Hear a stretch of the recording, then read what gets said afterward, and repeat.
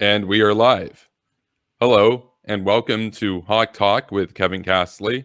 This is an interview program where I have on interesting guests and we talk foreign policy and other subjects. Tonight, we are joined by Prometheus.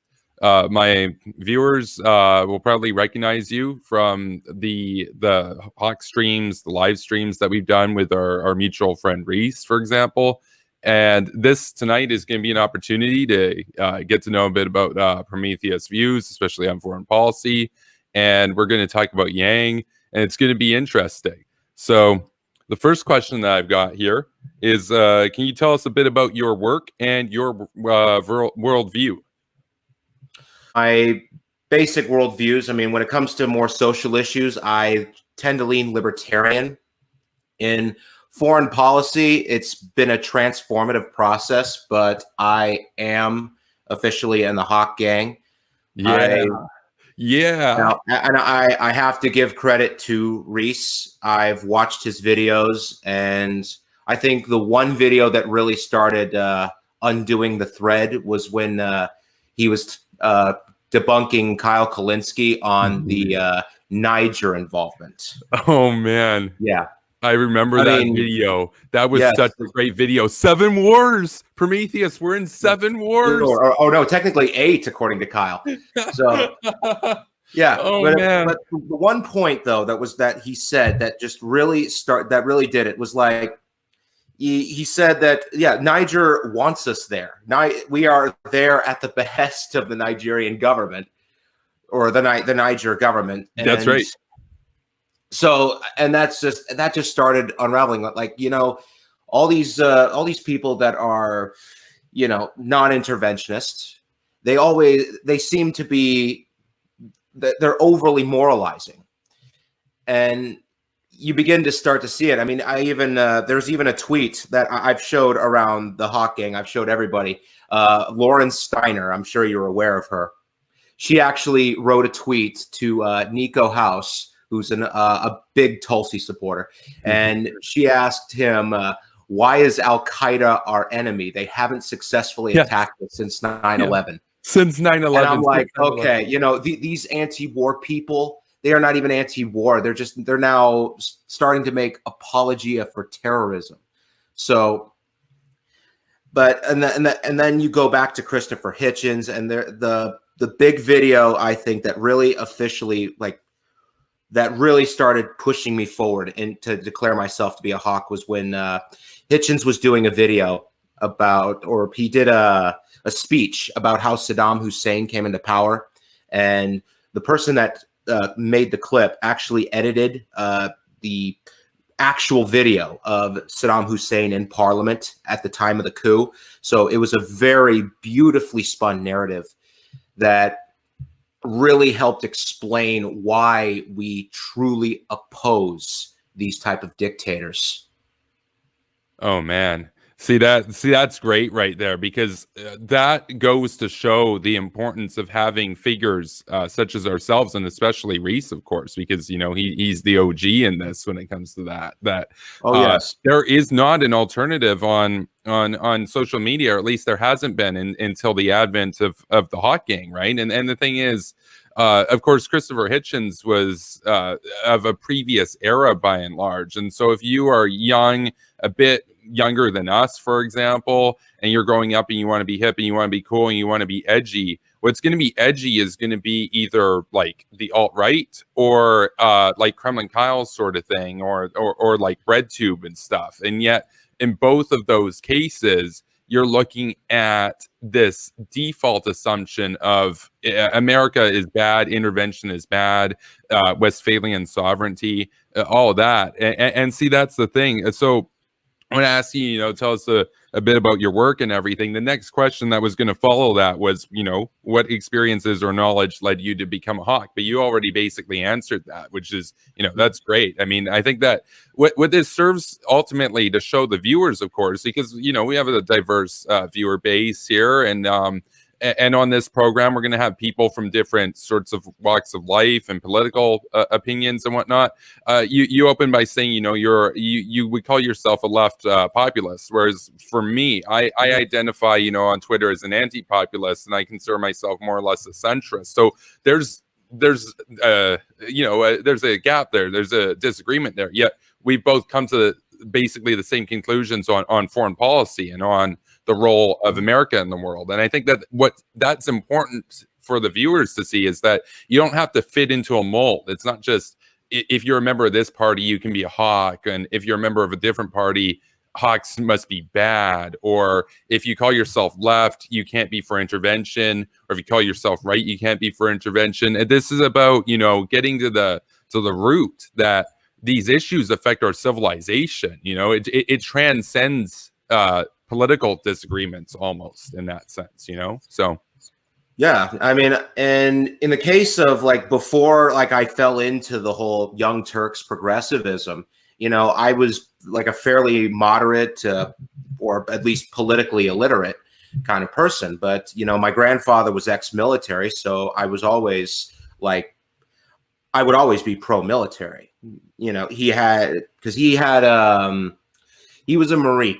He was a Marine, and he embodied the lifestyle. I mean, he even had a doorbell that used to play the Reveille song whenever someone would ring. That is pretty much how grandfather was to the military.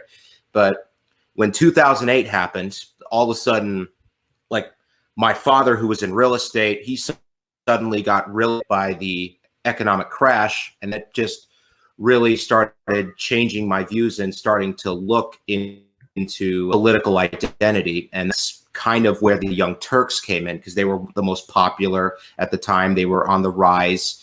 Yeah. And no, you're right. Yeah. Oh yeah. But yeah. No, when I went in 2008, 2009. Yeah. Yeah. And the thing is, when they talk about the economic issues, they always shoehorn in the foreign policy stuff. So it's kind of they're giving you it's an all or nothing thing with these people. You can't be in favor of certain left-wing economics without being completely non-interventionist on foreign policy. At least that's how they treat people when it comes to differentiating views. Yeah. It's almost like a form of gatekeeping. They will say, even somebody who might agree with them. For example, Elizabeth Warren is a case of this, who agrees with them on economics and social policy, but because she voted in favor of, say, some defense bill or U.S. operations, say in some corner of the world, for humanitarian purposes or whatever, that's immediately, oh, she's a neocon, she's Elizabeth Warren, right? That sort of thing. It's so it all goes in, as you're saying, it's a full package sort of deal. And I watched Young Turks since 2008, 2009, and I still watch them occasionally to keep up with their talking points, but I used to watch them every day, right? I know a lot of how they were able to package everything, right? Because regardless of where you come in from, it, social policy, economic policy, things like atheism, that sort of stuff, right? Secularity, it's always thrown in with this assumption that you can't be one of us if you think that we should end human rights abuses in the Middle East, for example, that sort of thing. So yes, I'm just trying to, I'm trying to think of something. There was something else that I wanted to bring up. But, I'm kind of blanking on it in a little bit. Oh well, I know you mentioned.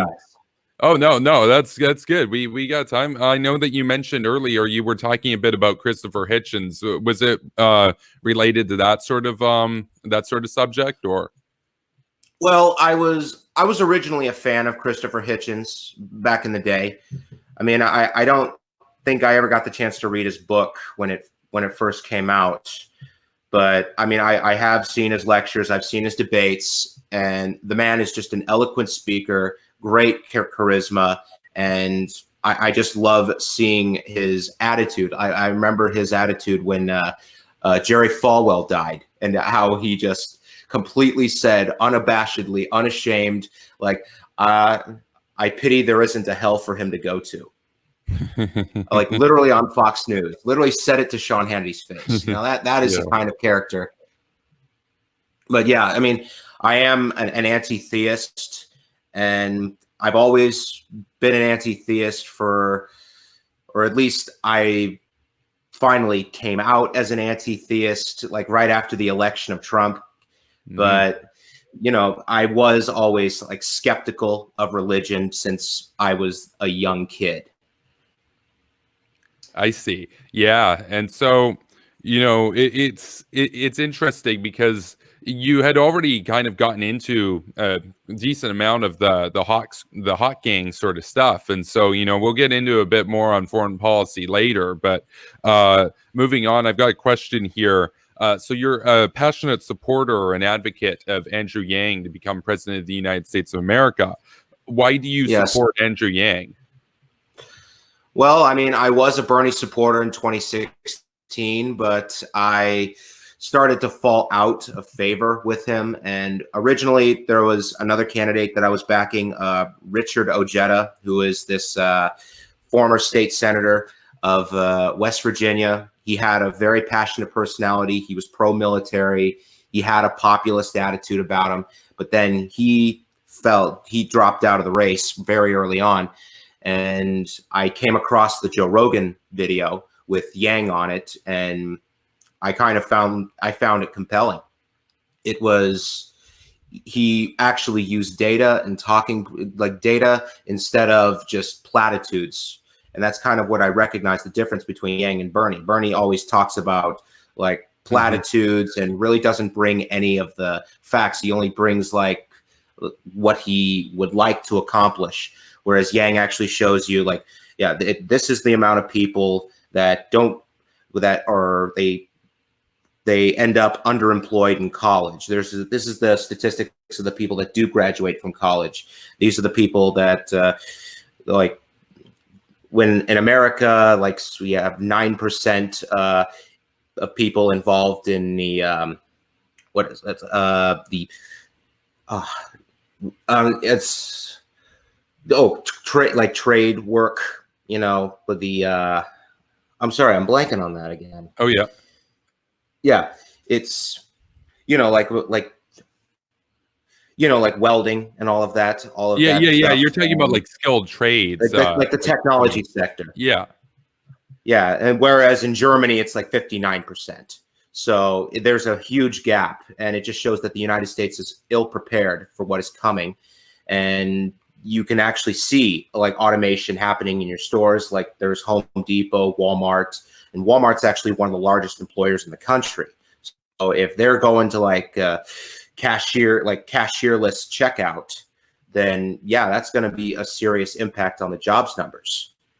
Oh, so, right. No, and you know, it is interesting. I mean, we can have a conversation around this. I'm interested in economics and everything too, you know, and sure, this is hawk talk, but you know, we can get into other subjects and everything, of course. Oh, and yeah. Especially with Yang. One of the things that I like about Yang, you know, is that he does make it as a focal point of his campaign is economics, but he does it in a way that, as you mentioned, I really like that you distinguished Mr. Yang from Bernie, because when you watch Young Turks or you watch Kyle Kulinski or these various sort of progressive networks, as I've done for a while, they will often tout Bernie as the true progressive, the only candidate that you could support if you were a progressive, basically. And it's interesting because those figures talk about themselves as being, you know, left populist, and they see Bernie as the obvious choice. Yet what you talked about there is that Bernie ultimately only seems to offer platitudes and idealistic notions and abstracts, whereas you're correct that Mr. Yang brings facts and figures to the table. His slogan, of course, is "Make America Think Harder," if I recall, right? Is that it? Yeah. Yeah. I mean, there was like back in the early days of the Yang Gang, it was either that or move America towards humanity. I wanted that, but I got outvoted, or at least, I was one of the minority.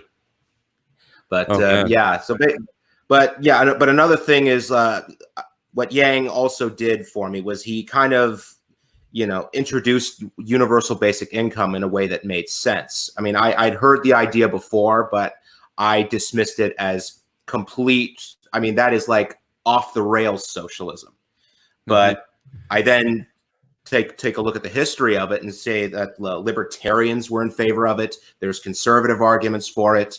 And Milton Friedman himself, like one of the most prominent liberal economic economists out there, he supported a negative income tax, which is a similar system to UBI. So when people tout UBI as socialist, that is, I mean, we can get into that, of course, because this is one of your fortes, and it'll be an interesting discussion. I see on Young Turks, I see on these other networks, for example, that they will often actually a really good channel that focuses a lot on this from a really cringy perspective, of course, is the Majority Report with Sam Cedar. He talks about Sam Cedar. Yeah, he talks about how UBI is actually a capitalist ploy by the banksters or whatever to end the welfare state and basically move towards a system where government services and government bureaucracy isn't around anymore. And of course, he sees that as a bad thing. He sees that as, and he's kind of a likable guy. I don't want to be unfair to his position, but the sense that I get from Sam Cedar is that he feels that people can't be trusted to just get a lump sum per month from the government. They need the government to allocate where their funds go so that they don't harm themselves by not managing it properly. Whereas Andrew Yang makes a focal point of his message that, well, I trust you. You know what's best with your income, right? Yeah, and that's the clear point. I mean, they don't trust the American people to make decisions on how they solve their problems. I mean, basically all they need is just resources. And like when it comes to dealing with debts, paying off car repairs, getting groceries, I mean, the UBI even works better when actually like compared to the $15 minimum wage. I mean, I actually did a video comparing UBI and a $15 minimum wage. And I found that, basically if you have a job that's near $9 an hour, you actually will make more money than you would if you had that same job for $15 an hour. Right. Oh, no, absolutely. The other thing that to note with that, of course, is that people talk about, socialism and everything with respect to UBI. I find it funny. I often talk about, I'm critical of socialism and socialist economics and large welfare state sort of institutions, because ultimately those means-tested agencies, I feel, serve to stigmatize poverty. If you have to line up and register in something in order to get funds, it makes it out to be embarrassing. And then coupled with that, which, don't get me wrong, it's not like I'm against, shame culture if people, mess up or whatever. I understand that. But then they go and say, if you want to get out of it and you want to work hard, we're just going to dock your income until you're equal to the welfare payments. It's like they literally penalize and disincentivize you to work if you're on welfare. So I'm not somebody who's blaming people who are on welfare necessarily for not working that much. They don't have an economic incentive to do it. So it's actually, it is more, in my opinion, it's more compatible with the capitalist system to have a UBI system that augments a free market as opposed to this welfare statism that ultimately serves to disincentivize labor. I don't have numbers on this, but I'd be willing to bet that some people would actually work more if they received UBI than if they received welfare, because it's not penalized. It would all be extra income that they don't have to get docked, Yeah, exactly. And people say that it will just disincentivize work, but that goes against human nature. When people get something, they usually want more. Exactly, So yeah, exactly. Welfare disincentivizes work. Literally, it's part of the yeah. policy that you get 50%, depending on the jurisdiction, up to 50% of your wages garnished, basically. You know. Mhm.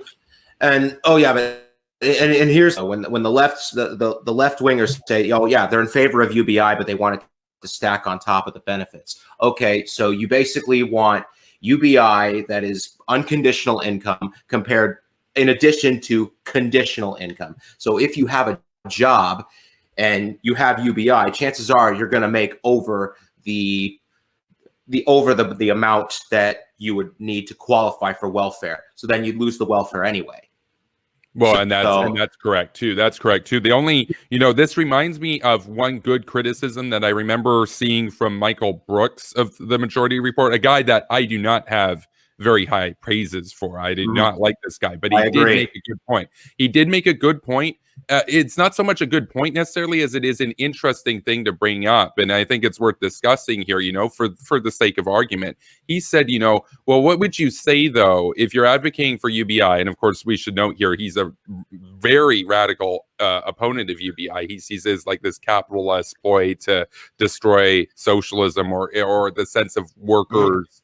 Camaraderie or whatever for the interest of the billionaire class. The thing is that he said, and this was the best argument I saw from him, and I've watched that show for a while, to keep up with their talking points. He said, well, what would you say to somebody though who is on disability, where now they have to choose between receiving their conditional, as you would phrase it, conditional payment from the government for something that they can't help, disability, versus now they have to choose between something that everybody gets without necessarily being disabled or welfare. He was making a point that if you were on disability, you should be able to get both, basically. And I don't know necessarily how I feel about that. I think it's an interesting point to bring up, though, because in terms of if you're in the position of somebody who, say, can't work and relies on disability, right? Like for me, I'm against most welfare state institutions, but I still support disability as a matter of just, that's part of the social contract, right? It's not in your control. Now all of a sudden everybody's getting the same amount of money, except they're not in your dire circumstance, physically or what have you. He was making a point that it's an unethical system in that regard. So how would you respond to that? Well, I mean, I do admit that is a succinct criticism. Although I think in the case of Yang, he actually doesn't want it to eliminate. He doesn't want you to forgo disability in exchange for UBI. His UBI proposal is more about getting rid of SNAP and TAFT and certain housing vouchers. It's pretty much the cash-based welfare programs that he wants to get rid of, or he wants you to opt out of if you do take the freedom dividend. But the average that most people actually collect on all that is usually less than $1,000. So if you get more than 1,000 in it, you can decide not to take the freedom dividend and just keep your welfare benefits as is.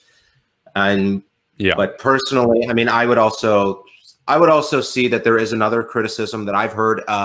Tim Black, he's a YouTuber. He actually interviewed Scott Santens, who's like a big UBI guru. I actually recommend that you take a look at some of his stuff. He actually has a YouTube channel. He really discusses UBI in great depth. But one thing that Tim Black said was that, what do you do for a woman who is, has more, like probably 5 kids, and she's a single mom, and is $1,000 a month really going to help her out? Or is the cost going to be too much? And I say, there should be some welfare benefits that would extend to child welfare. And I would also say there should be welfare benefits for disability. That would basically be my idea of what UBI should look like. Well, I see, and that's interesting. I think when it comes to the issue of disability, I think for sure on that angle, an ideal sort of UBI system would see, and if not the ability to add your welfare benefits onto that from disability have simply a higher freedom dividend if you're somebody who's on this, eligible for disability, to consolidate the system and make it more efficient, for example, I think could work. I think, yeah, that's another interesting point to bring up about, well, if you have more kids, then you have a higher cost of living. That of course opens up another sort of debate, though, because you have, on the one hand, you would have then the argument that, well, if you're somebody who's in that position financially, you don't necessarily want to encourage people that are in that position to have kids or to have more kids or whatnot. But then on the other hand, for people that are already there, you also recognize that they have a higher burden in terms of their basic costs. And it's a tough one, and I'm not sure how to work out the kinks on that one necessarily, because there are a lot of people with various sort of extenuating circumstances who will face higher base costs of living for sometimes forces outside of their control, not just going into disability, but say, pre-existing debt is another big one. Like, say you had a bunch of student loan debt or something, say you had $100,000 in student loan debt. That UBI is going to mean less in terms of your life than if you were debt free, for example, but that doesn't necessarily mean that, that the government could just write off everybody's debts or anything. It's a tough one. I think personally, I feel that the disability one is probably the hardest to argue against. But I think the problem with these arguments, of course, we should know where they're coming from. They're coming from Majority Report. The Majority Report actively wants to expand the welfare state. They don't just see it as, a matter of financial benefit to people that are in need. They actually see it as a good thing. They see it as, if people could have, $5,000 a month from UBI or $1,000 a month from welfare, I get the sense that they would rather do the welfare route, that they're those kinds of people. They're not interested in raising the standard of living. They're interested in the Jeremy Corbynism type thing, nationalization. They're not so concerned with objective money in that sense, and so that's the trouble, is if Yang points out to people, people would, in many cases, be receiving more money under the freedom dividend. Even if they buy that as true, they don't necessarily see that as a virtue. They don't necessarily see that as a good thing, because that means that those people are no longer dependent on government bureaucracies anymore. So, yeah, and there's actually some people that have admitted that, if people do receive a UBI, it is going to make it more difficult to start a political revolution, because what they would use, they would say, is the proletariat is getting subsidized. So it makes it more difficult to rile them up and overthrow the capitalist system. So that's true. That was kind of a stunning admission. Yeah, no, so that was what clearly started, like, saying, okay, you know what, UBI is now, it's starting to look like it's the kryptonite for the socialists. Oh, 100%, 100%. I mean, it is as much the kryptonite for the socialists in this era, or if not this era, in this century, as labor unions were in the 20th century, because Marx was convinced that all of Europe was going to rise up in communism. He thought that Germany and England and France would be the first to go communist because of the horrible working conditions. But of course, the Soviet Union was the first to go. And then Western Europe chose labor unions and, labor syndicalism, that sort of stuff, as a means to negotiate between communism and full-on capitalism, right? That there was another route that could see capitalism with a subsidy towards the working class, in essence. And Marx never saw that coming.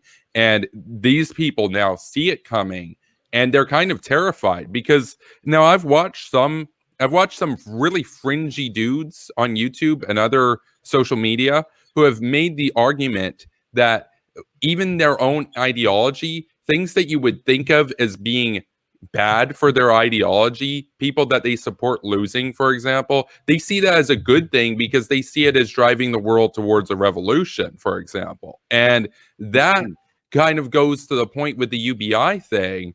They don't actually care about the people because people would be better off objectively if they were receiving more money under the freedom dividend. But they're not interested in that. They're of course interested in we would lose our political ideology, or we would lose the force of it over the masses, basically, right? Yeah. George Orwell, actually, I believe it was George Orwell. He said there's two kinds of socialists. There's the ones that want to help people, and there's the ones that just want power. Yeah. So I believe that was George Orwell.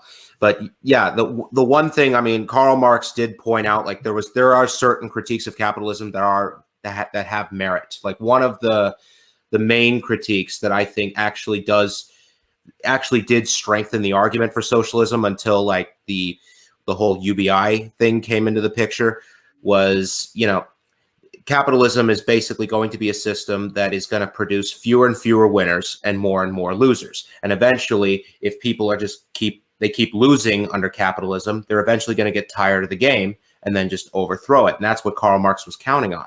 Yeah, that's correct. That's correct. I mean, Karl Marx, everybody associates Karl Marx with communism and the Communist Manifesto, but it is worth noting that if you read Marx, if you're out there and you're interested in Marx, almost all of his writing focused on capitalism and the mechanics of capitalism. Of course, in the 1800s, but the mid 1800s. Yeah, you should. 1800s, but and you should read his the theory on the falling rate of profit, which is kind of what they said was like the industrialization would get so prominent that it would eventually drive the cost down of everything to the point where you couldn't really make a profit off it anymore, and then the system would collapse upon itself. But again, I mean, the UBI sort of takes care of that because it keeps people in the game, and that's when I realized, this system. This is a policy that needs to happen.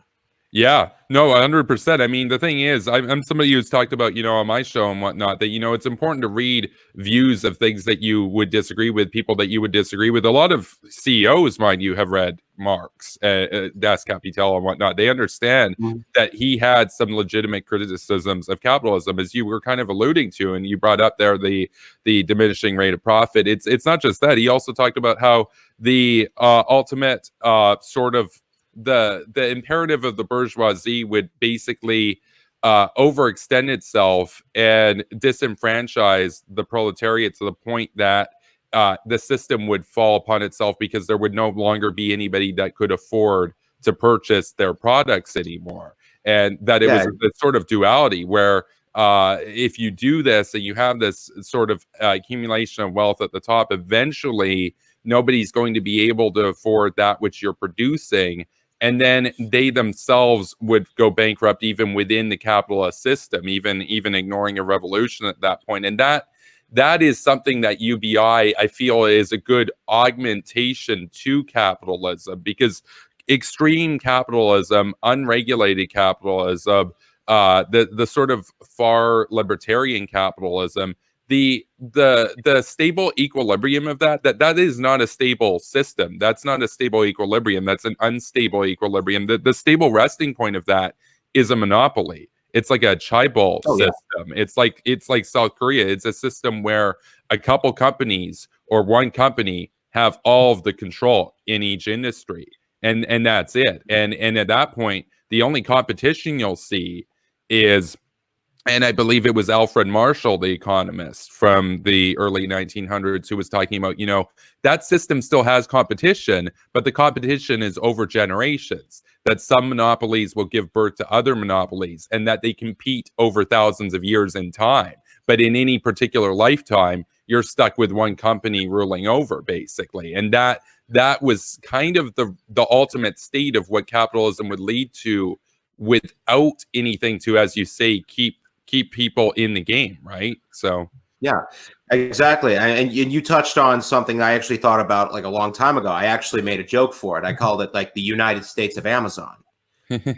So yeah, that's that's kind of, because eventually, I mean, Amazon's going to end up owning everything in that kind of a system. I mean, you could literally have them buy Blackwater, and they'll pretty much have a private army to defend their interests. I mean, yeah. I mean, could you imagine? Yeah, could you imagine a corporation being more powerful than small countries, and they can use military force of a private military? Yeah, I mean that's I kind of mean, happening in Russia to some extent with like Gazprom and whatnot. I mean they mhm. have their own mercenaries over there. You know, they've got mercenaries going around now. Of course, they act on the interests of the government there too. But you know, in an extreme capitalist system, which Russia isn't, Russia's a quasi-fascist system. In an extreme capitalist system, those corporations would be more independent of the government, and it's possible that they would have free reign to conduct their own foreign policy with military force, right? And so now for me, I should note here, you know, I call myself a capitalist and everything, but I support either negative income tax or UBI type system as a way to augment.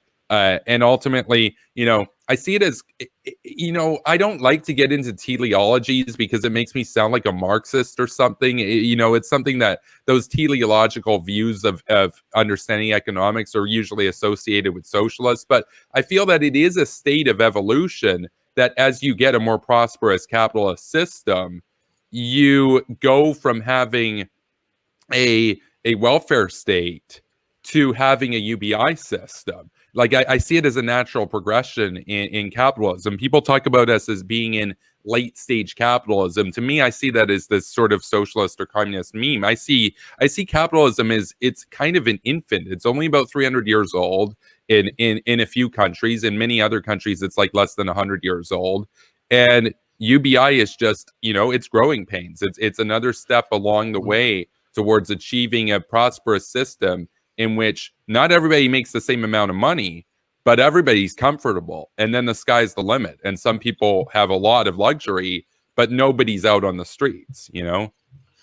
Yeah, and the driving force of it all is technology and the adoption of artificial intelligence. That's That's true. And that was inevitable. That is an inevitable part of capitalist teleology, right? That you start with the Industrial Revolution, where you take the modes of production that were associated with the feudal order or the mercantilist order, and then you bring them into this industrial order. And where the socialists are going to fall very far behind in this is that they're stuck in the Industrial Revolution. Yet we're past that. We're in an information age, and that terrifies them, because their analyses kind of fall apart at this point. And you know, it is interesting because what the UBI does then, what that would serve to do is it would see those people that are still in the game. They would go, you know, it's $1,000 a day, but it will keep pace with inflation, ideally, if it's done smart. And it will increase the productivity of workers, because once you don't have to worry about common expenses and all those sorts of things, once you can have a bare minimum of security in that regard, then you can focus on other pursuits that might ultimately wind up being more productive, you know, and that can raise the GDP in the long run. And what that does to terrify the socialists and the far left and the communists is their biggest criticism, it's not even a criticism. The biggest thing that they're hoping for is that conditions will be so bad for such a high percentage of people that it will mean that everybody comes around their system and then they get power. Whereas in a UBI system that augments a prosperous capitalist system, yes, Bill Gates and Jeff Bezos are super duper rich and have all their swag and everything. But the poorest person in the country is living as good as like an upper middle class person today. That's kind of like the end goal. And once that happens, once like your bare minimum is, you know, a decent house, a car, all this stuff, nobody ever is going to, not even the poorest person in the country then, is going to take Marx or Michael Brooks or Jason Unruh seriously. It just won't happen. They won't have any selling power, because even if you're only worth 1/1,000,000th of what Bill Gates is worth, you're still living it pretty good, right? So like inequality won't matter at that point, because nobody's gonna be homeless, nobody's gonna be destitute. Even the poorest person in the country Well, they'll be enjoying life, right? So Yeah, it seems like their ideas are only effective on the vulnerable. yes. Yeah, people that really don't have a pot to piss in. So they increase vulnerability. That's their goal. They see it as part of Yeah, this dialectic, right? exactly. And the thing I like about that, I really want like the Hawks to start doing is like trying to get in on the ground floor of this movement of the UBI. It is kind of a populist movement at the moment, and I really want like the Hawks to get like the representation within the groups. So I mean, right now, I think the leading person that would be considered a Hawk that is a supporter, I believe, is Sam Harris. I Oh don't yeah, really know. Sam Harris. I don't really know much of anybody else. Yeah. Well, yeah, and we'll get into Yang a bit too on foreign policy a bit. I think we talked about UBI and why you support Yang, but is there anything else on the issue of UBI in particular that you'd like to mention or make the case for here? Well, I mean, one of the things like Social Security, for example. I mean, what I realize about Social Security is that when it was first created, the age limit of 65 was actually past the average lifespan of the American citizen. It used to be 59. That was Right. the average lifespan of Americans. But for reasons of wanting to get elected, they never moved the 65 requirement, and then it eventually molded itself into a more retirement-based program. But the problem is that's not sustainable, and even worse, 100%. you're having automation starting to take away a lot of people's jobs, because it's like truck drivers, call center workers, cashiers at Walmart, and retail. There's a lot of retail businesses that are shutting down. I mean, if you actually look at the numbers on that, it's staggering. So Right. you got those people losing their jobs, and we have a negative birth in the country. So that's less people paying into the system for the elderly receiving it, which are actually living longer. So it is a complete clusterfuck of a system that's going to crash. So I do think that a UBI system is probably going to have to eventually replace Social Security. But if we do end up having to dissolve it, I think all that profit or all that money should go back to the people that paid money into it, instead of just the government. I have a question on that. I know in Canada, the Canadian pension plan system, it's a pay-as-you-go system. In other words, each month, people that pay into it, that money goes directly to the people that are on it. So there's no bank account or anything saved up for people as they pay into it over their working life. It's just, it cancels out each month. And so I don't know about the American one and the mechanics of it, but do you know if it's a pay-as-you-go system? Like, is there a chest of money lying around somewhere that could go back to people, or is that money already spent the second it's collected? From what I know about the Social Security system, people pay into it, and they're not able to collect from it until at least 62. But when they collect at 62, it's like half the benefits, usually $1,500. That was the last average I saw online. And then once the 65, then they get the full benefits. If they actually claim to collect it at the age of 65, then they get the full benefits of like $3,000 something on average.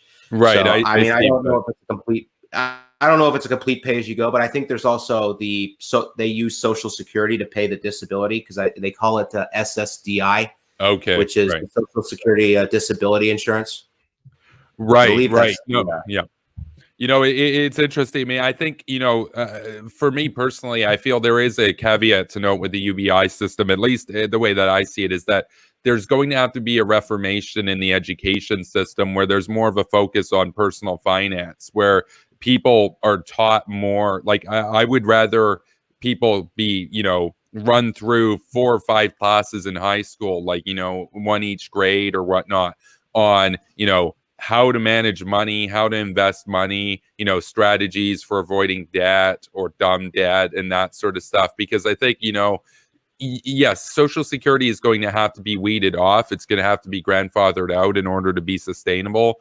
But being entirely replaced is also going to come at a great cost. And for me, in terms of my worldview, I see it as a net positive to have more people be independent as soon as possible. And I feel that, a lot of people that I know in my own personal life, they just kind of count on Social Security to be there and think that as if there's the government puts away money into an account each month that they put into it. And I'm like, no, it at least in Canada, it's gone as soon as they collect it from your taxes. It goes to elderly people that are on it. There's no special account with your name on it somewhere. Like if you retire and they've already gotten rid of the system, like you don't get your money back, right? It's like you've already spent the money. And for me, so I don't know exactly if it's a pay-as-you-go system. I'm assuming it is. Mm-hmm. So, yeah, but yeah, like the thing is, like, I mean, with Social Security, I mean, like you're probably making if with $3,000, if you collected at 65 and you probably live till 80, I'm speculating you'd probably be making 450,000 of overall savings, like if you're actually collecting it every month. But with UBI, like if you're starting at 18 and you go all the way to say the age of 72.6, which is the lifespan average at the moment. Yeah, it's over 600 grand that you are collecting total over the course of your life. Oh, so yeah. So you actually collect more from UBI in your early life than you would ever collect in Social Security. So this is definitely more of a generational benefit than it is at the current moment. Because right now you have senior citizens that have 90% of their income come from Social Security. But as I've said, it's becoming unsustainable. I mean, I heard that it's 2030 until there's going to start to be some issues.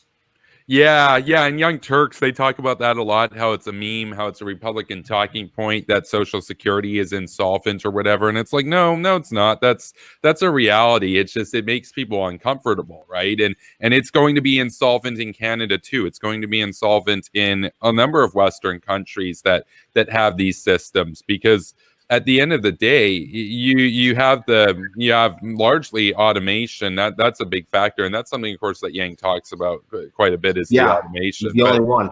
Yeah, and he's the candidate that made it, the primary issue for his campaign, and that's refreshing to me, because I am somebody who, when I was in high school, I liked Bernie Sanders. I thought he was a nice guy. I thought that his ideas were, interesting, innovative and whatnot. And then you realize you're like, no, his ideas are rooted in early 20th century, late 1800s labor movement. Whereas Andrew Yang has innovative ideas that are rooted in the future by and large. Whereas as the years go on, Bernie's ideas are still going to be rooted in the era of Marx and Engels by and large. Now he's not a full-on communist, but he's conducted apologetics on behalf of regimes that subscribe to that, of course. And I mean, that I guess that should lead us into the foreign policy questions for Yang, because you sent me the article or the piece that Yang was responding to questions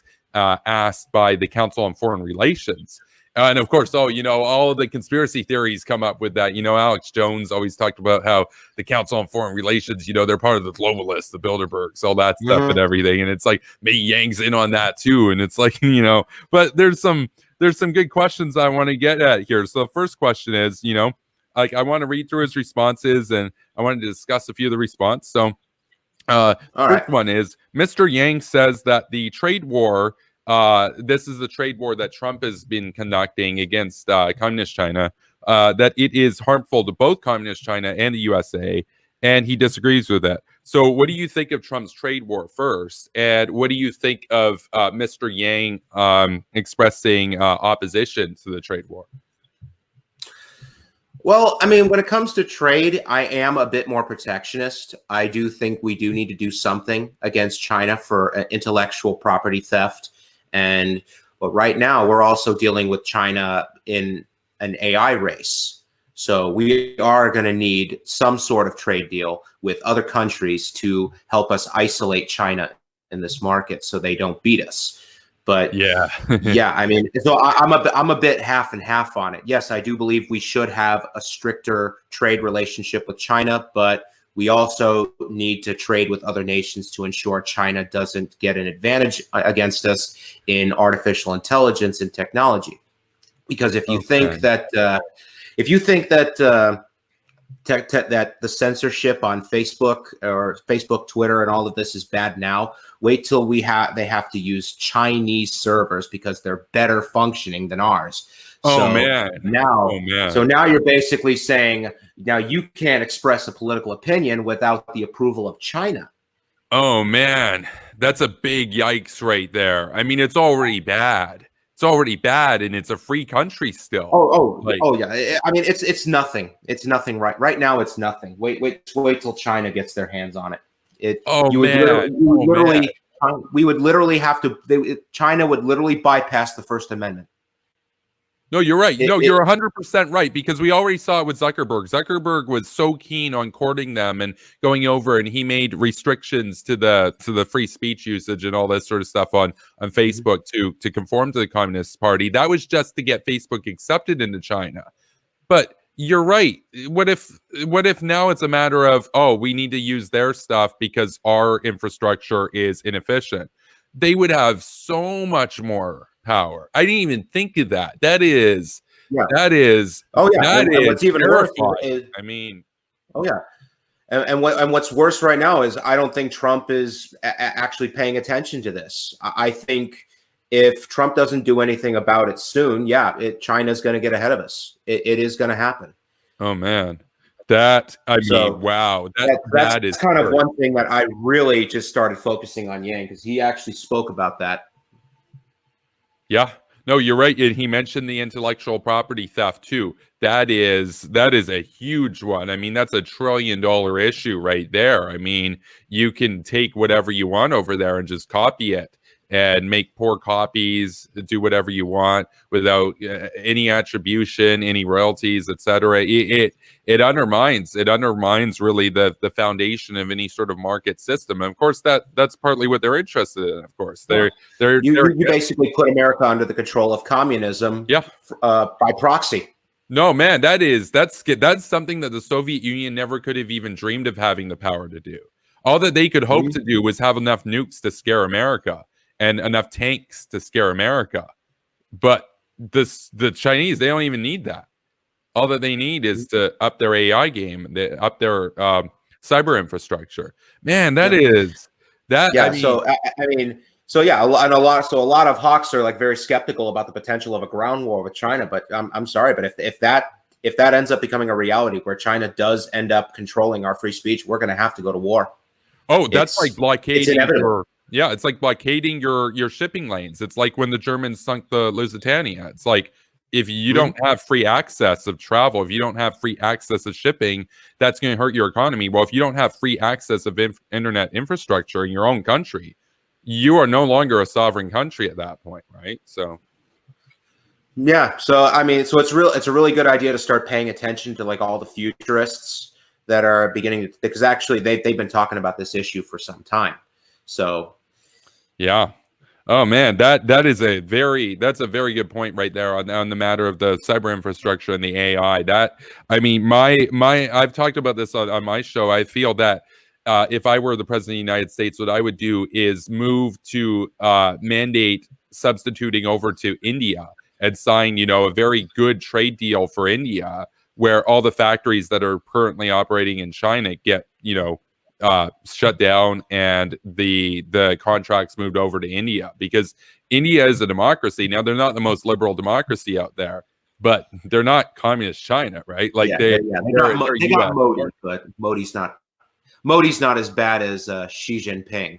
Oh no, it's orders of magnitudes of difference. Yeah, I mean, India's fighting. India's cracking down on communist terrorists that are killing tens of thousands of people. I think, it was a video by Crowd, if I recall, that he pointed out, the biggest the biggest terrorists, if I recall, I believe it was Kraut, that the biggest terrorist group right now that's killing the most people is the Naxalites in like Eastern India that are communists, and they're terrorists and whatnot. And so India is fighting communism, and they're pointing nuclear weapons at communist China, and communist China has been pointing nuclear weapons at India for like decades at this point. They don't get along. India is a natural partner with the West, wants to become more Western. Communist China is actively going in the other direction.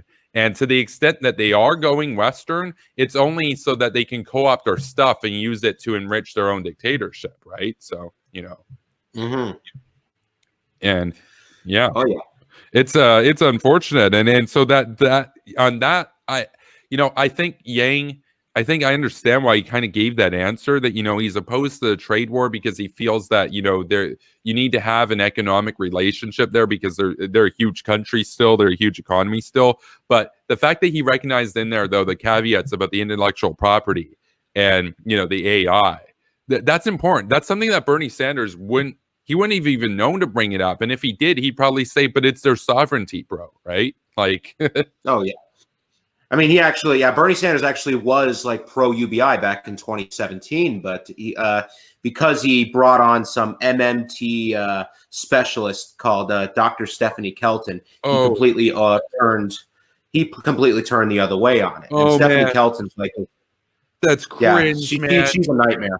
That's cringe. I should point out to the viewers, some of the viewers of my show will know, I've talked about MMT before. It's modern monetary theory. I've talked about it as like one of the most cringe schools of economic thought in history. Oh yeah. It's basically, we should just clarify though, for people that are unfamiliar with it. It sounds complicated. It sounds, new or whatever. It's not. It's basically the idea that because America is the world reserve currency, and because America has the largest GDP in the world, and because America has such a high credit standing, America can borrow basically infinite sums of money to pay for the welfare state and to expand the welfare state without caring about the interest or repaying it, because the rest of the world has to buy from America and has to trade with America regardless. And the point about MMT that I've made on my show before is that their arguments, they're cringe, but if we're keeping it real, if we're honest and fair to them, they could get away with that for maybe about 150% of US GDP being in debt. Like right now, the US debt is around 100% of GDP, a bit more. US GDP is like 22 trillion a year, and the US debt is somewhere around that. They could maybe raise it to like 35 trillion of debt on a $22 trillion GDP, and you still think, okay, the US is okay. I mean, that's like a guy who makes $100,000 a year that has $150,000 of debt. You think that's a lot of debt, but you can probably pay it back in time. But they want to do that in perpetuity. They want to just run that out over 4 years or 8 years. They want to bring it up 50 trillion, 60 trillion, 70 trillion, 80 trillion on a $22 trillion GDP, because the GDP isn't going to go up by that much. And they don't care. They think, well, it doesn't matter. The U.S. has the best credit score or whatever. It's like U.S. credit score would get downgraded at some point. So MMT, if you ever check it out, that is a rabbit hole, a big yikes. Yeah, I'm vaguely aware of MMT. I do know about the concept of the infinite borrowing. But yeah, I just know who Dr. Stephanie Kelton is, and apparently she's one of the senior economic advisors to the Bernie campaign. Economic advisors. That's like having Kyle Kulinski as your senior foreign policy advisor. Literally. No, literally, that's the economic equivalent of that. I mean, it's as goofy. It's as cringy. It's as what's the word that I'm looking for? It's as fantastical. I mean, this is like this is another dimension of insanity that you're looking at. I mean, he has in his I know we're talking about Yang, but I mean, we have to contrast here with Bernie. Bernie has right now in his cabinet, as you were talking about here, this MMT woman and Linda Sarsour. I mean, our mutual friend Billy Bong. He's talked a lot. Billy Bong. Great credit. Great credit to him. He talks about the cockroach Linda Sarsour. He's done many videos on this, and he's brought it to the fore, to the people's attention, just how disgusting and repulsive she is, how she defends FGM, how she's a rabid, anti-Semite. And yet Bernie appointed her because he's worried about losing the party or part of the Democratic Party that hates Jews. So he needs to say, you know, hey, look, I'm a Jew, but look, I'm a good one. I'm going to appoint this woman here who doesn't like my ethnicity, my race, etc., but I'm woke. So vote for me still. And it seems to be working. But he has, I mean, there's no saving grace here. Whereas on the other hand, Yang is surrounded by pretty intelligent people. He has a background in terms of successful startups and entrepreneurship, like real entrepreneurship, not the Donald Trump thing, you know? So yeah. And the thing is, like, Bernie made her a surrogate after she got booted off the Women's March for anti-Semitic remarks. So that's the icing on the cake right there. Yeah, imagine that. It's just, to me, it's the sort of thing that when people talked about, you know, who could have ever imagined a reality TV show guy becoming president? To me, what's even more insane than that is who could imagine that one of the most, I mean, arguably the number 2 candidate right now on the one of two of the only parties that have a chance in the race. Like, let's keep it real. No third parties winning. There are only 2 parties that have a chance at this. The number 2 in line right now in the primary cycle, he has as his surrogate a woman who hates his own ethnicity because he wants to seem woke, and he has this guilt. He has like Jewish guilt or whatever, the / white guilt or what have you. It is that's more insane than Donald Trump becoming president to me. Is that Bernie would see that and think, yes, she should represent my campaign, at the same time that he condemned and disavowed Cenk Uygur. Like, I don't like Cenk Uygur very much, but Cenk Uygur is nowhere near Linda Sarsour level when it comes to talking. Yeah, and the thing that Cenk Uygur did was, I mean, it was over 10 years ago, it's practically nothing now. But guess what? Cancel culture. Culture, yes, but cancel culture does not apply if you are a Palestinian cockroach. So. So every time, so yeah, you know, so every time, like, you know, when I'm reminded of Linda Sarsour being a surrogate for Bernie, it does make me like say, you know, any inclination I could ever vote for him, it just takes it away. I mean, even if you get that little, even if you get that little itch just because you don't like Trump and you want to vote to get him out, you then realize, okay, Linda Sarsour is his surrogate. No way. Yeah. No, even if you think that Bernie himself might be a nice gentleman, a likable guy or whatnot, and you think that he might be an okay president, who is going to feel comfortable having that woman in the executive branch of government? Like, even if you were somebody who liked Bernie, even if you were somebody who, say, agreed with, you know, Medicare for all or whatever, you want Linda Sarsour, like the most regressive person in America, to be in the White House? Or she's getting a Christie administration post. I mean, this is a real thing. There's a chance that could really happen. Yeah, or at least in a more, if it did happen, more realistically, she would just be some major surrogate that would have access to the president, which is equally dangerous. And we saw over the last 3.5 years or whatever now, how just the access to the president can be so detrimental to the interests of the United States. And the case in point here is Alex Jones having access to Donald Trump and Tucker Carlson having access to Donald Trump. Both. Alex Jones is goofy and whatnot, and he influences the medical policy or whatever, but Tucker Carlson has actively been involved in rendering America's response to Iran impotent, because Iran took provocative actions and shot down U.S. military assets and caused vast brain injuries amongst U.S. service men and women. And Tucker Carlson's there in his ear saying, stand down, Donald. Don't be a neocon. And Donald listens. That is terrifying that you could have Linda Sarsour in that role in the next administration. It's already bad enough the 4 years that have stunted American resolve to counter American enemies. Imagine another 4 years of that. Like, I mean, wow. Exactly. So yeah, Bernie, I mean, I say hashtag never Bernie, but it's not just never Bernie, it's never Sarsour. It's everything that comes along with that, all the baggage. Oh yeah. Oh, never Sarsour, never Omar, Never never Omar. Talib. Never Taleb, Yeah. never Presley, never AOC. I mean, AOC, I don't like AOC, but AOC is like the least bad of all of this. Like, that's how bad this is. I mean, it's amazing to me. Well, It's amazing. I mean, actually, Ayanna Presley actually was one of the four that broke ranks to vote in favor of Israel. That's true. So That's I don't true. know. You got in big trouble for that. No, Well, you're right. You're right. That's good. That's good. We'd like to be fair here. That's a good correction to know. Yes, Ayanna Presley did earn the scorn and ire of Young Turks and their affiliates over that 100%, and she deserves some credit, because honestly, that took more bravery for her to do than it did for some random senator or Congress member, say, right? Like some random Congress member from New Hampshire, or whatever, Democrat, Republican, that didn't really take courage to stand in support of Israel. For her, yeah, that took courage to make that decision. So she deserves some credit there. So we're credited. Oh yeah. So, but back to Sarsour for a second, because I remember I just sent you you and the Hawk Gang this little tweet that Linda Sarsour put out saying that Tulsi Gabbard should just get into the Republican Party, and I just I put the message. This is the button meme personified. Like I mean, whose side do you take on that? I mean, that is. Oh man, that is. Oh, I mean, I talk about the era of cringe. This is the era we live in. Unbelievable. Oh yeah.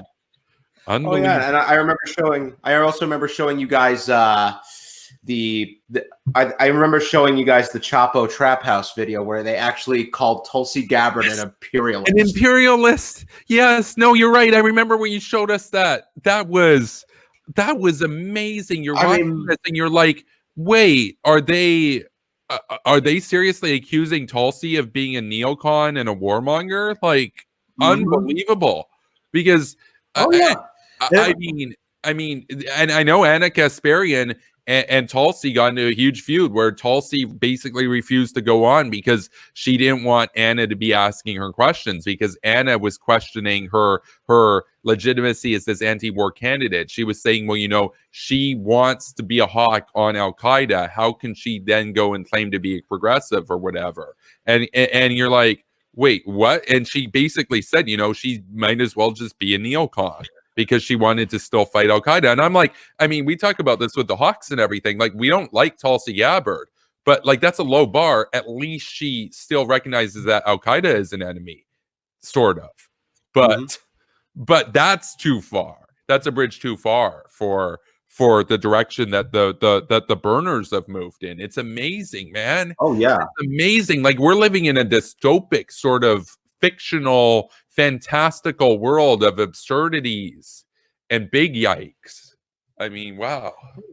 Oh yeah, but now you have the Tulsi people at war with the Bernie people, so that's a good little popcorn show. Oh, it's so great. It's so great. I see I'm in their meme page every day, Tulsi Gabbard's dank meme stash. I always make a note to share memes from my page just to trigger them every day for a year now. But they constantly will have, the occasional pro-Bernie meme that gets laugh react at and angry react at. And then they'll have a bunch of other memes where they themselves will accuse Bernie of being an SJW and a socialist and all this stuff, and like this rabid progressive. And it's funny to me because, officially speaking, Tulsi claims to be just as progressive as Bernie. But all of her fans are actually like Tucker Carlson fans or Donald Trump fans and stuff, that they see her as their candidate. Not so much Trump fans not so much Trump fans anymore because of the whole Soleimani thing. Yeah, no, disillusioned. They got disillusioned. They were the types that kind of got over Trump after he came out and did his token strike against Syria. They saw him as being too close to the Jews, so they got disillusioned. They're Trump refugees, right? Like. Well, actually, I meant it the other way around. Apparently, the MAGA people got disillusioned with Tulsi Gabbard over the Soleimani thing because they started defending Trump's strike on Soleimani. Oh, no, you're right. You're right. It goes both ways. I'm talking like the people in the Tulsi group that support Trump. They used to. They went the other way. And you're making the point that the people that Tulsi's trying to win over, like the right wingers and stuff, when they have to choose between Tulsi and Trump, they're still going to stay with their guy, Trump, even if Trump makes a hawkish move, because they follow the leader, right? Which I talked about before. That's in some ways means that the Republican Party has the potential to be hawkish again. They just need to get a hawk leader. So, yeah, and the thing is, like, but Trump is a very good messenger. That is probably his one good talent, is that he is a pretty good messenger for this kind of thing. If whatever he does, they applaud him. If he could just do more hawkish things, that they could be hawks again.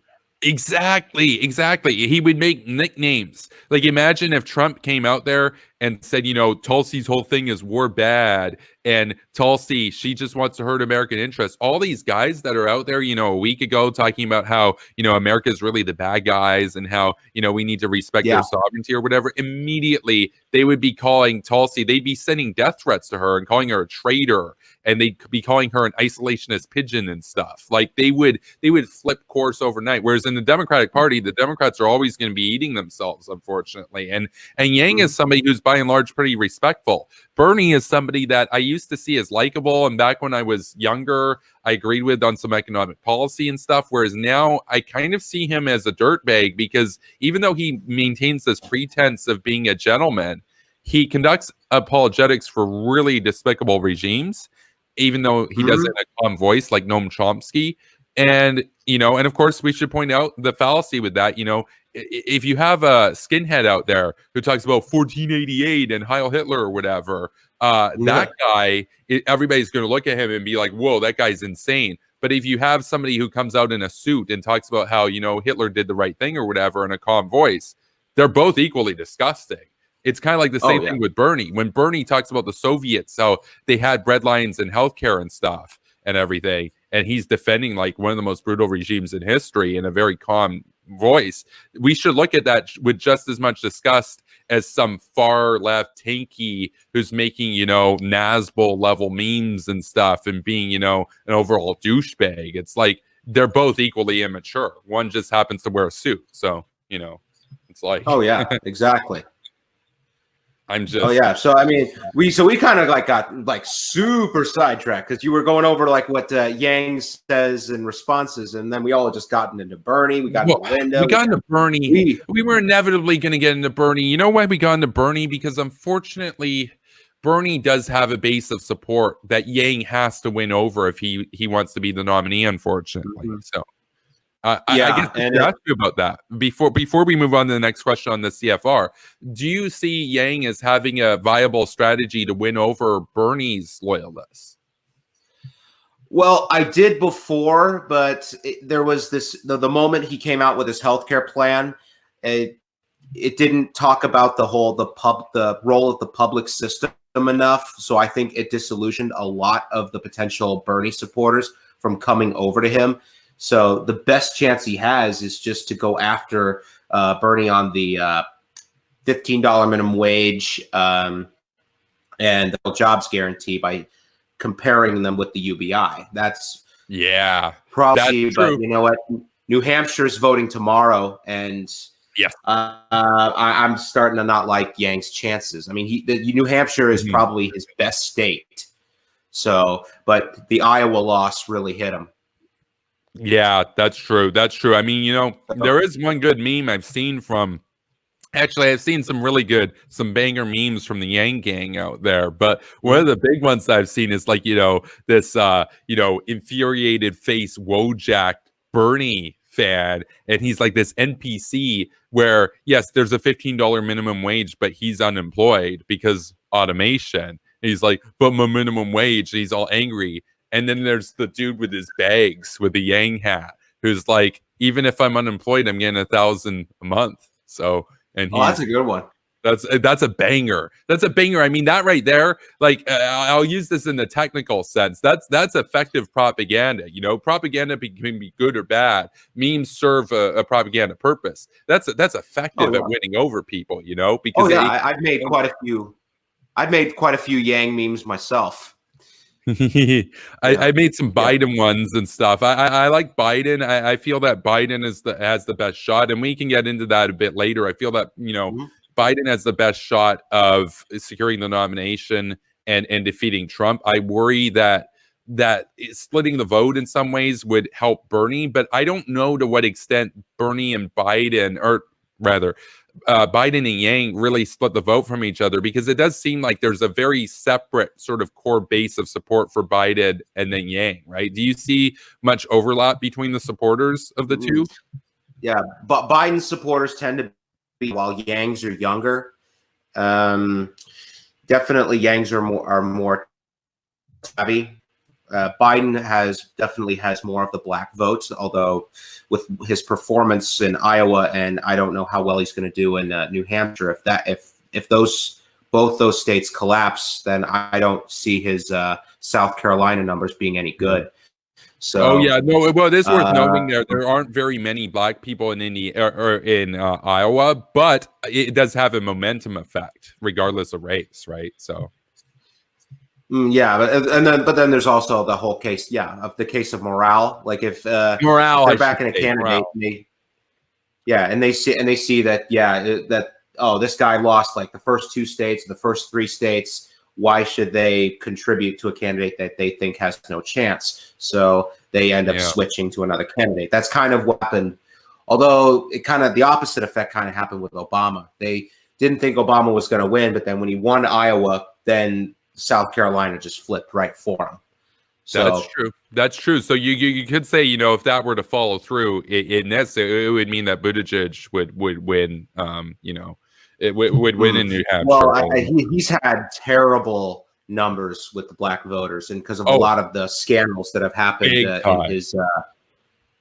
Big time, 0% in some states. Within the margin of error of 0%. Oh yeah, Trump even beats him. Trump even beats him. Trump beats him. Literally, Trump beats him. You're right. That's amazing. Yeah, I mean, it would be. I think it would be worst case scenario if Buttigieg gets elected. Oh man, or gets nominated. No, that's such a good point. That's such a good point. I didn't even consider that. I've talked about, how I feel that Buttigieg, a lot of his sort of style and everything, it kind of comes across as corny, even if he makes the right argument. Sometimes it kind of comes across as a bit cringy and whatnot.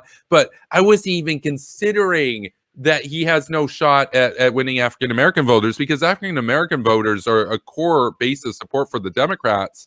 And generally speaking, they can sway elections in these states, right? Like, even more vociferously, even more passionately than like disenfranchised white working class voters, in some cases. So it's something that if you're at 0% on, I mean, even Trump would win more. You're right. Even Trump would win more. That right there. It kind of makes it almost like he's not a serious candidate, Yeah, and that's kind of what I think. But, oh, yeah. Man. So I mean, like right now, Steyer seems to be doing well in South Carolina. He actually went to their neighborhoods and started talking to them. But Steyer now just came out with like a $22 minimum wage. So I mean, he's jumping into the fringe pool. So, oh man. So I mean, it's probably going to be likely that Bernie takes South Carolina. I mean, he does have black support. True.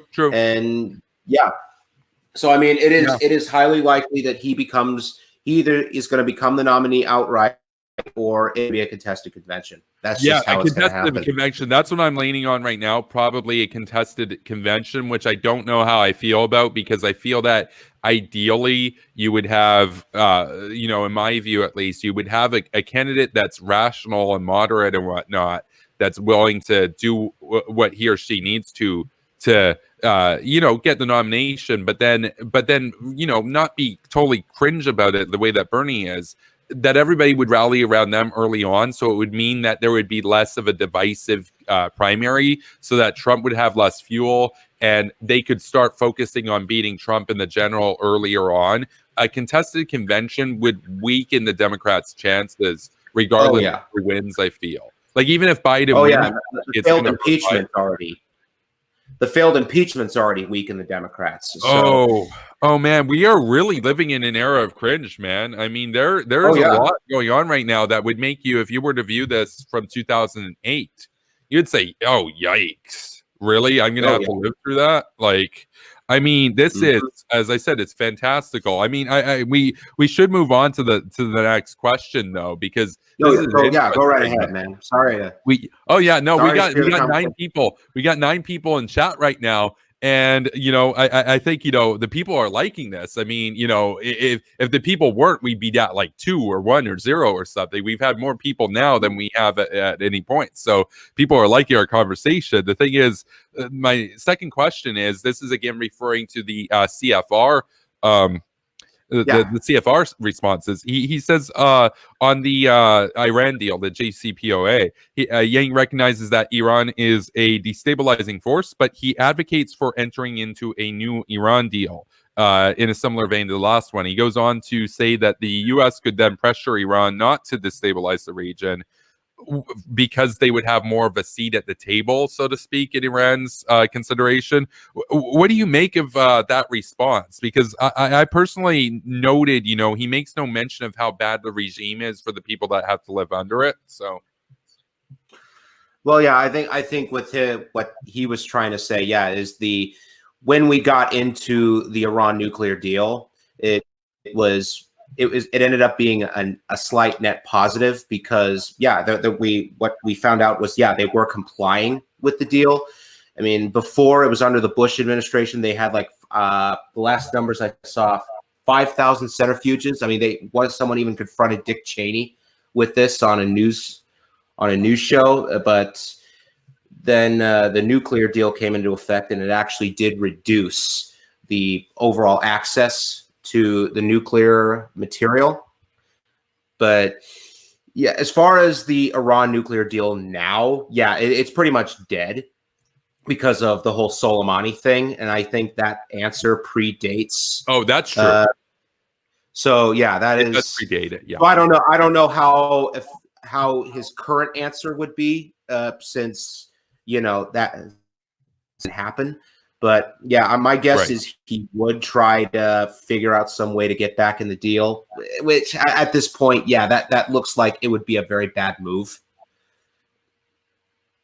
Because we gotta hold strong. We gotta make sure that we maintain a strong presence, and an intimidating presence at that. Yeah, and in fairness to Yang, of course, he did not see the Soleimani and all the responses to that, of course. And he did not have a favorable response to the Soleimani thing. I was disappointed.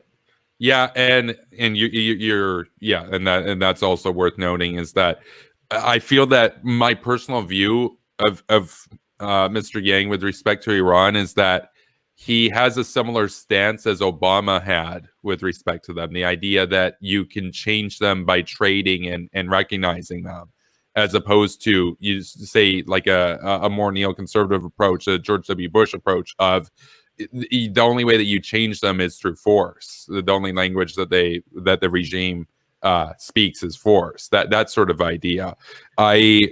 I was probably the most disappointed, I think, with his answer there. Well, I'd say second most disappointed, because the next one is, in my view at least, a doozy, but the one following that I was really pleased with. So it's a mixed bag. The third one here is that on North Korea, Mr. Yang stated that he would negotiate with no preconditions, in the same vein as how Trump has done.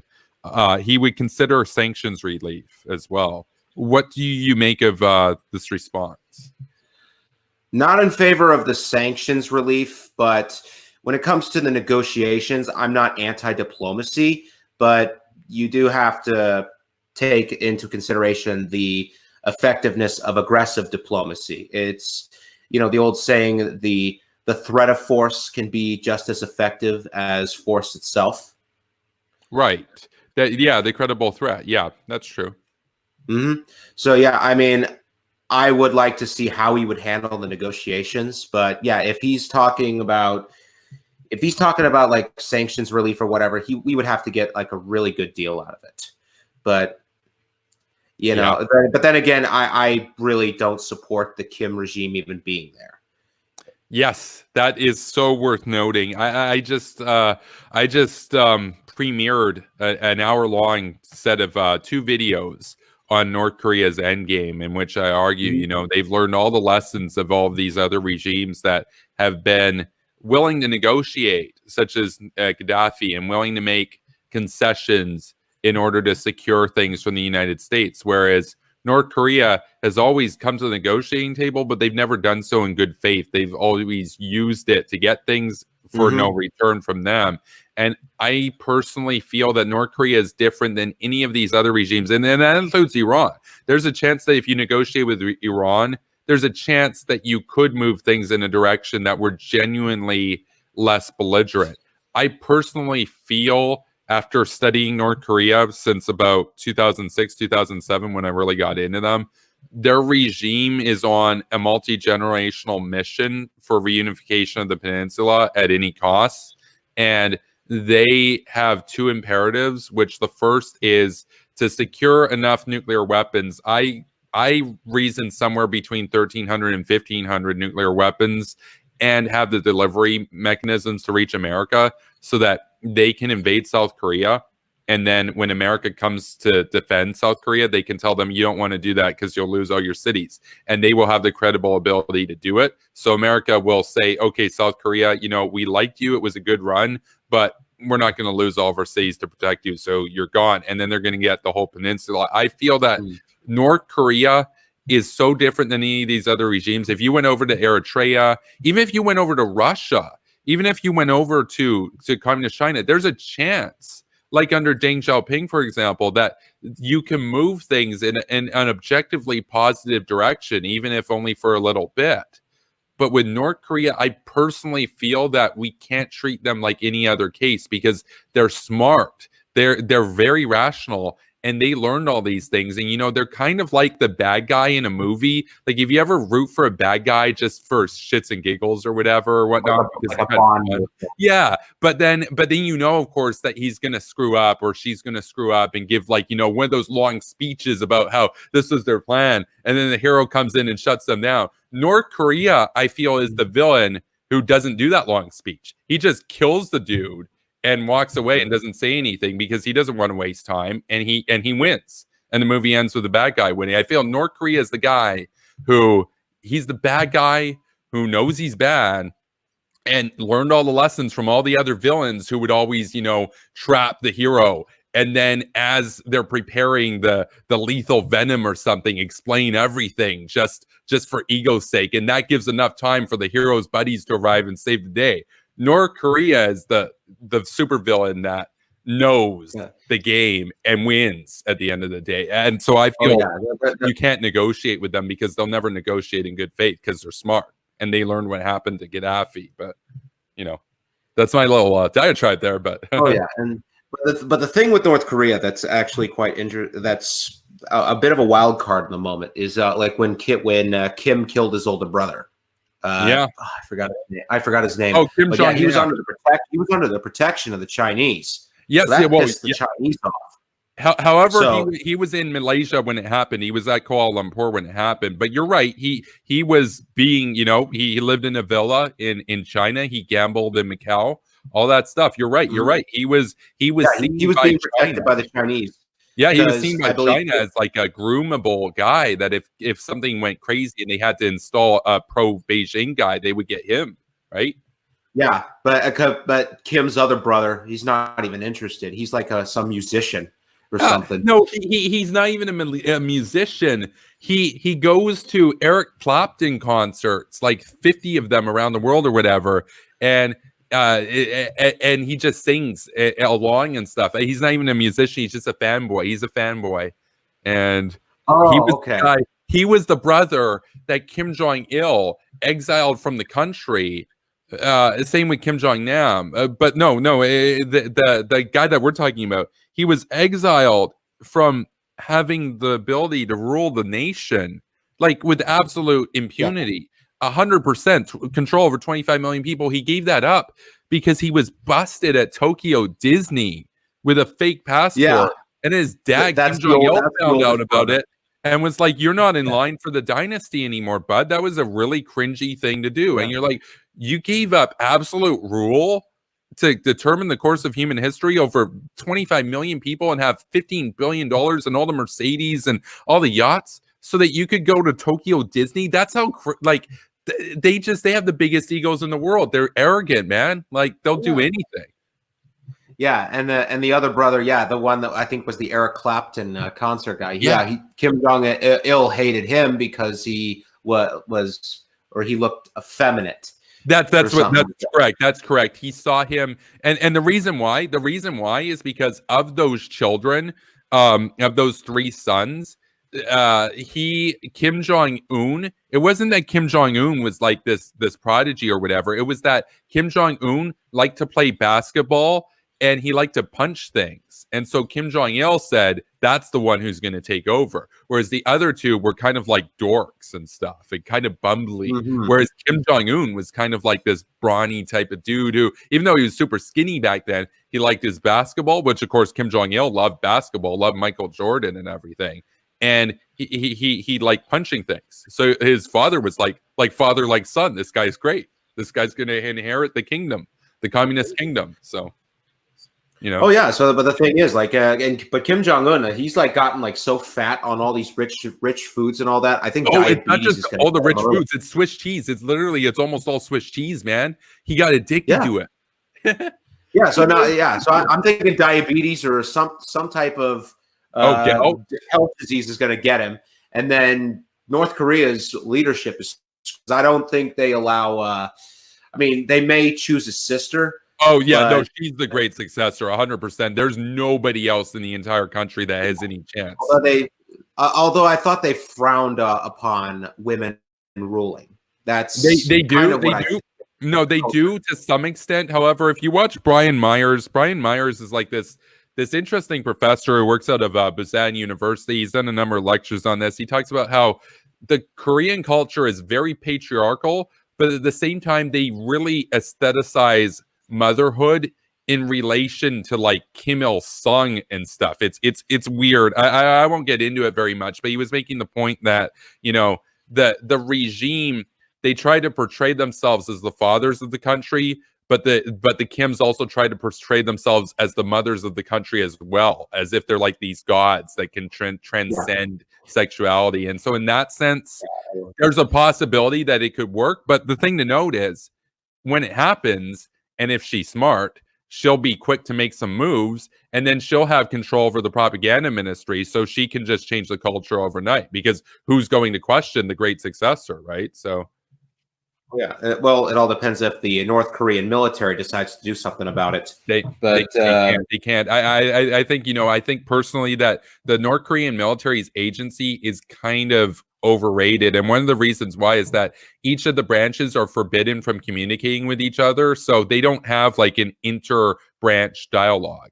They're purposefully cut off so that the chances of coup are minimal. So you would need to have the Navy, the Army, and the Air Force all independently decide to rebel simultaneously and coordinate that. I don't think it could work, because say the Army decided to do it, but the Navy and the Air Force and the reservists or whatever decided to stay loyal, then you have a civil war on your hands. But that would end very quickly, because their regime is different.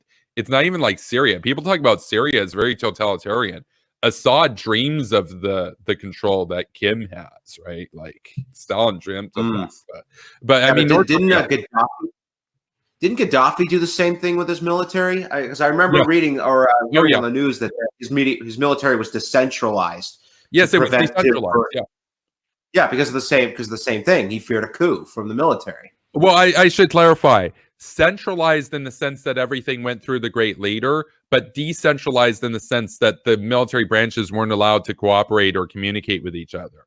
So it was like four separate armies, the different branches or what have you, right? But it was all everything the same thing. That's one of the reasons, you know, why Syria lost when they invaded Israel in the 67 war, because they outnumbered Israel. But every single troop movement, every tactical decision had to get approved through Bashar or Hafez al-Assad back then. That's a really terrible way to run a war, because war, it's not civilization. It's not a game of civilization. It's not a turn-based strategy where you get to make all your moves and then click next turn and everything happens simultaneously. It's a real-time strategy game. You can't do that in a real-time strategy game. You can't like micromanage like that. You have to focus on, okay, I'm going to communicate with the top generals, and then they're going to have their subordinates, their top officers, make the calls. He didn't allow that. That would be undermining his rule, right? That's why these systems fall if they enter into a real war. But it's a really good way of staying in power within the country. And of course, he stayed in power. Bashar is still the dictator. So, he lost the war, but he still held on to power. So it has its merits if you're a dictator. So because of Russia and Iran. That's true too. 100%. But the thing is, I mean, Hafez would be rolling over in his grave because he prided in Syria being in. But now it's no longer that. No, you're totally right. I mean, Syria, there's this great video clip. It's a few seconds when Putin goes to give a speech as he's visiting Damascus, and Bashar eagerly, steps up aside to be by his buddy who's just saved his butt. They get along, they have shared interests, and what happens?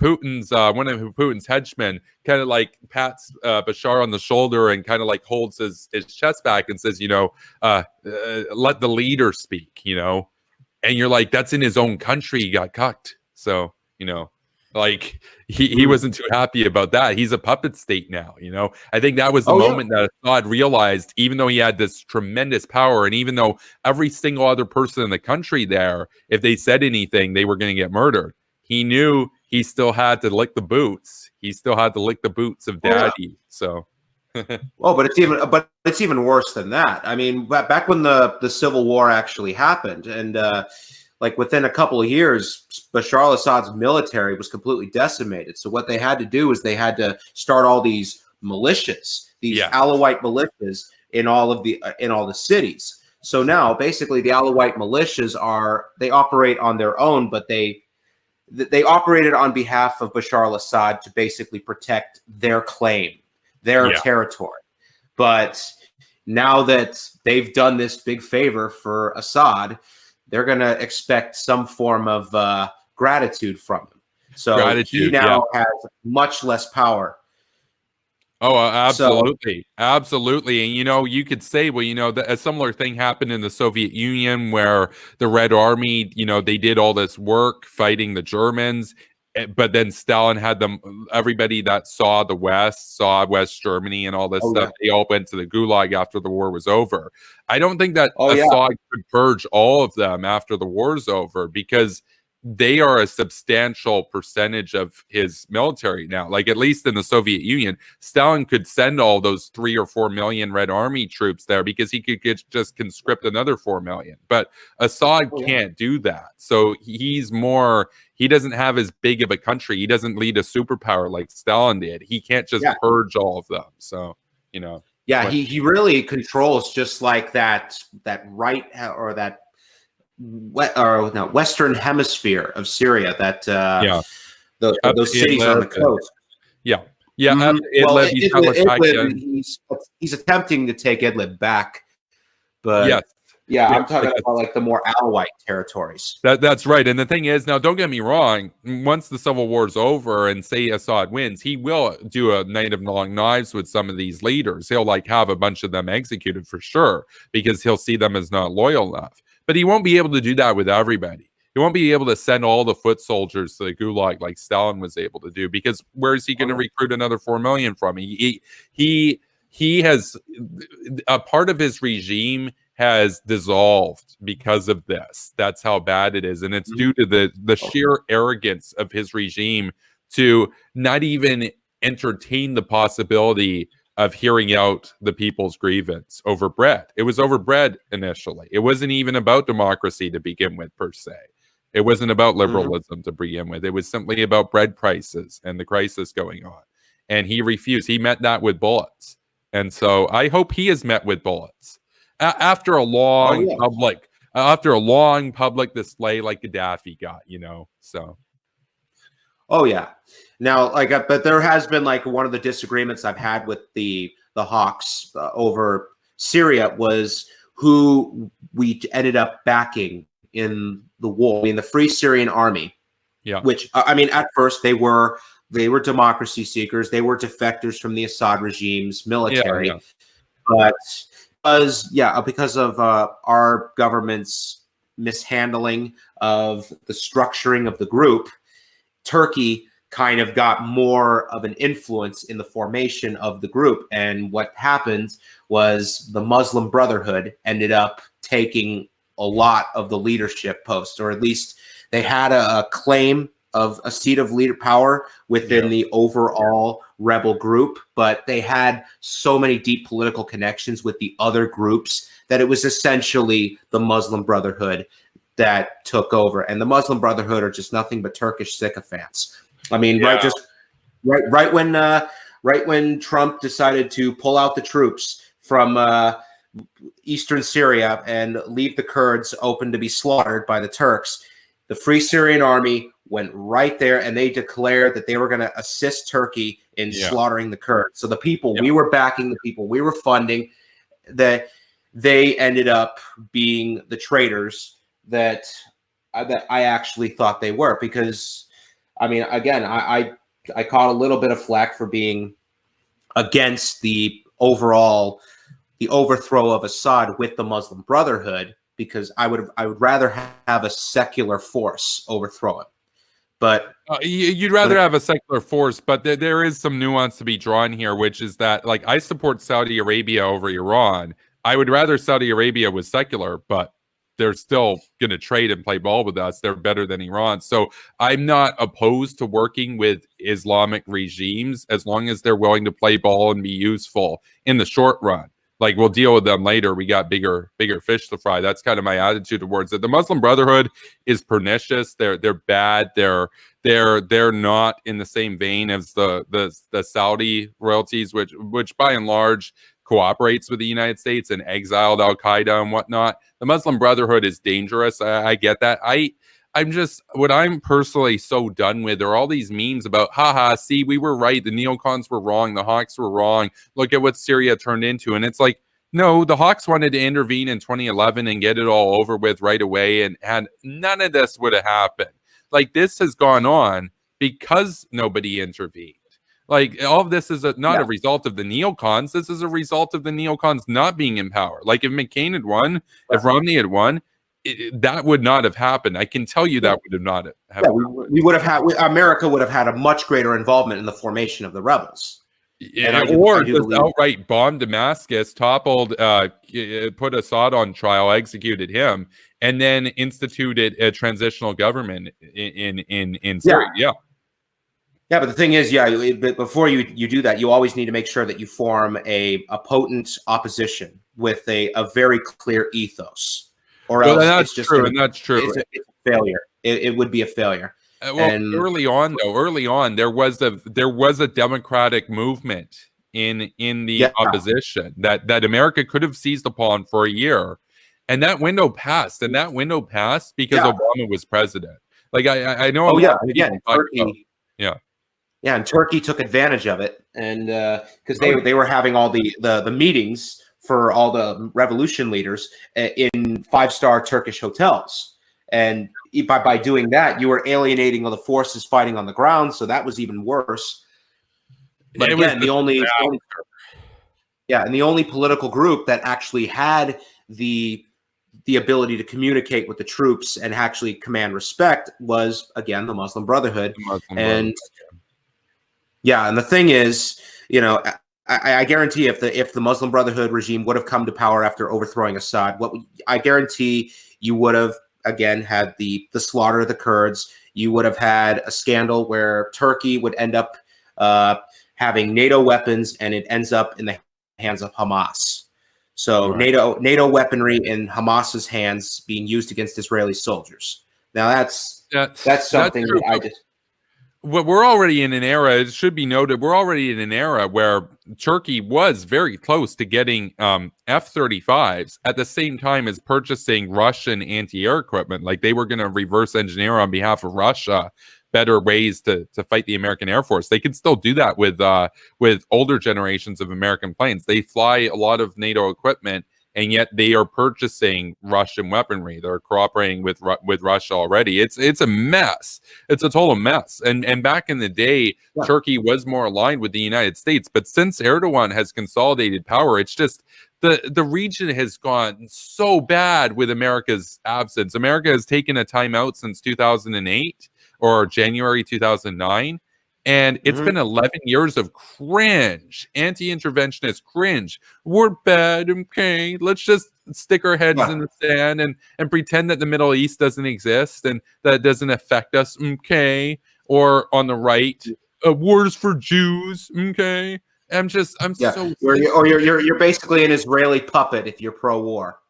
Yeah, and I'm like, I stand with Israel. That doesn't make you like, that's like saying that you're a British puppet if you think that America should have intervened in World War II. It's like, but it helped Britain.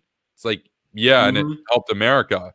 It's like, yeah, it helps Israel. It also helps America. Israel's an ally of America. And this is the point in the chat probably where we're going to have one of those guys who's still here from the Nick Fuentes videos come in and say, dancing Israelis did my USS Liberta. We get that sometimes. I am watching the chat. I'm not reading through it because I'm trying to conduct this interview and everything here and have a good conversation. But we have had a tanky in here tonight already, so we could get a frog. Yeah, there is this one guy in the Yang Gang who's actually like one of those people about Israel. So oh man, yeah. But again, it's diverse. It's a diverse coalition. Yeah, that leads us to the fourth point, though. This is the point where it's going to be more positive towards Yang. So I was pleased with his response on Russia. He recognizes that fascist Russia is a threat to America, and he advocates for working with Ukraine specifically to counter Russia. He supports greater sanctions upon the Kremlin. So what are your thoughts with respect to all of that? Yeah, I'm definitely pro intervention and helping Ukraine. I think Ukraine should be a member of NATO. Yes. And I also want to see if we can try to pressure Belarus away from Russia, because even though Lukashenko is kind of one of those KGB style dictators, him and Putin have actually had some diplomatic blows towards each other in the past. Oh, that's true. So and Lukashenko actually does value an alliance with Ukraine. So there's some delicate work that can be done. But yeah, I'm definitely pro-Ukraine being in NATO. I do want Ukraine to be able to defend itself against Russian aggression. And yeah, I mean, I'm just kind of sick that they're out there just caught up in this scandal. Yeah. Oh man, there is an important lesson to be learned from this. I am reminded of Thucydides. I am reminded of the old school realist fables and whatnot, the old stories of how the weak do what they must to survive and how the strong do what they want. I am reminded of how the Melian dialogue of how those who think that they are on the right side and good are confronted with a stronger force, and the stronger force doesn't care. But then they stick to whatever they had, and they do the right thing and then get destroyed. To me, I feel that if there are schools of international relations thought in 2,000 years, they will study the early 1990s of Ukraine in the same vein as we study the Melians versus the Athenians. That it is that much of a mistake what they did in the 90s when they had the world's fourth largest nuclear arsenal, if I recall. It was either the third or the fourth after the Soviet Union collapsed. And they gave all of those nuclear weapons over to Russia in exchange for a security agreement. Well, what did Russia do with that? Now, I know what some people have said. They said, yes, but Russia had the locking mechanisms, and Russia had the Cheget, and Russia had the codes. So Ukraine couldn't use those nukes without having the codes from Russia. Here's the thing. If Ukraine wanted to keep them and contract out American CIA operatives or American Air Force operatives to go over there, they could have broken through the lock mechanisms and set up a new system to launch them. I'm convinced of it. I'm not a nuclear engineer. I'm not a nuclear weapons engineer, but there would have been a way. It was primitive enough technology back then. I mean, some of the permissive action links on nuclear weapons were so rudimentary in that era that back when America had nuclear weapons deployed in Canada in the 80s, for example, the permissive action links were so weak that if a Canadian general wanted to use nukes, he wouldn't even have to ask America for permission, because that's how unguarded the locks were. So Ukraine gave up thousands of nuclear weapons, thousands of ICBMs to Russia in exchange for a promise that this wouldn't happen. And then within a couple decades, Russia said, that was cute, but we want this, so we're going to take it because we're strong and you're weak. So it's like that there. I'm serious, man. They will be studying that in International Relations 101 in 2,000 years, man. Like that is a blunder for the eons. So, oh yeah, big blunder, big mistake, and we are learning nothing. That lesson has not been pointed out. That's not even apparent. Nobody's talking about that really.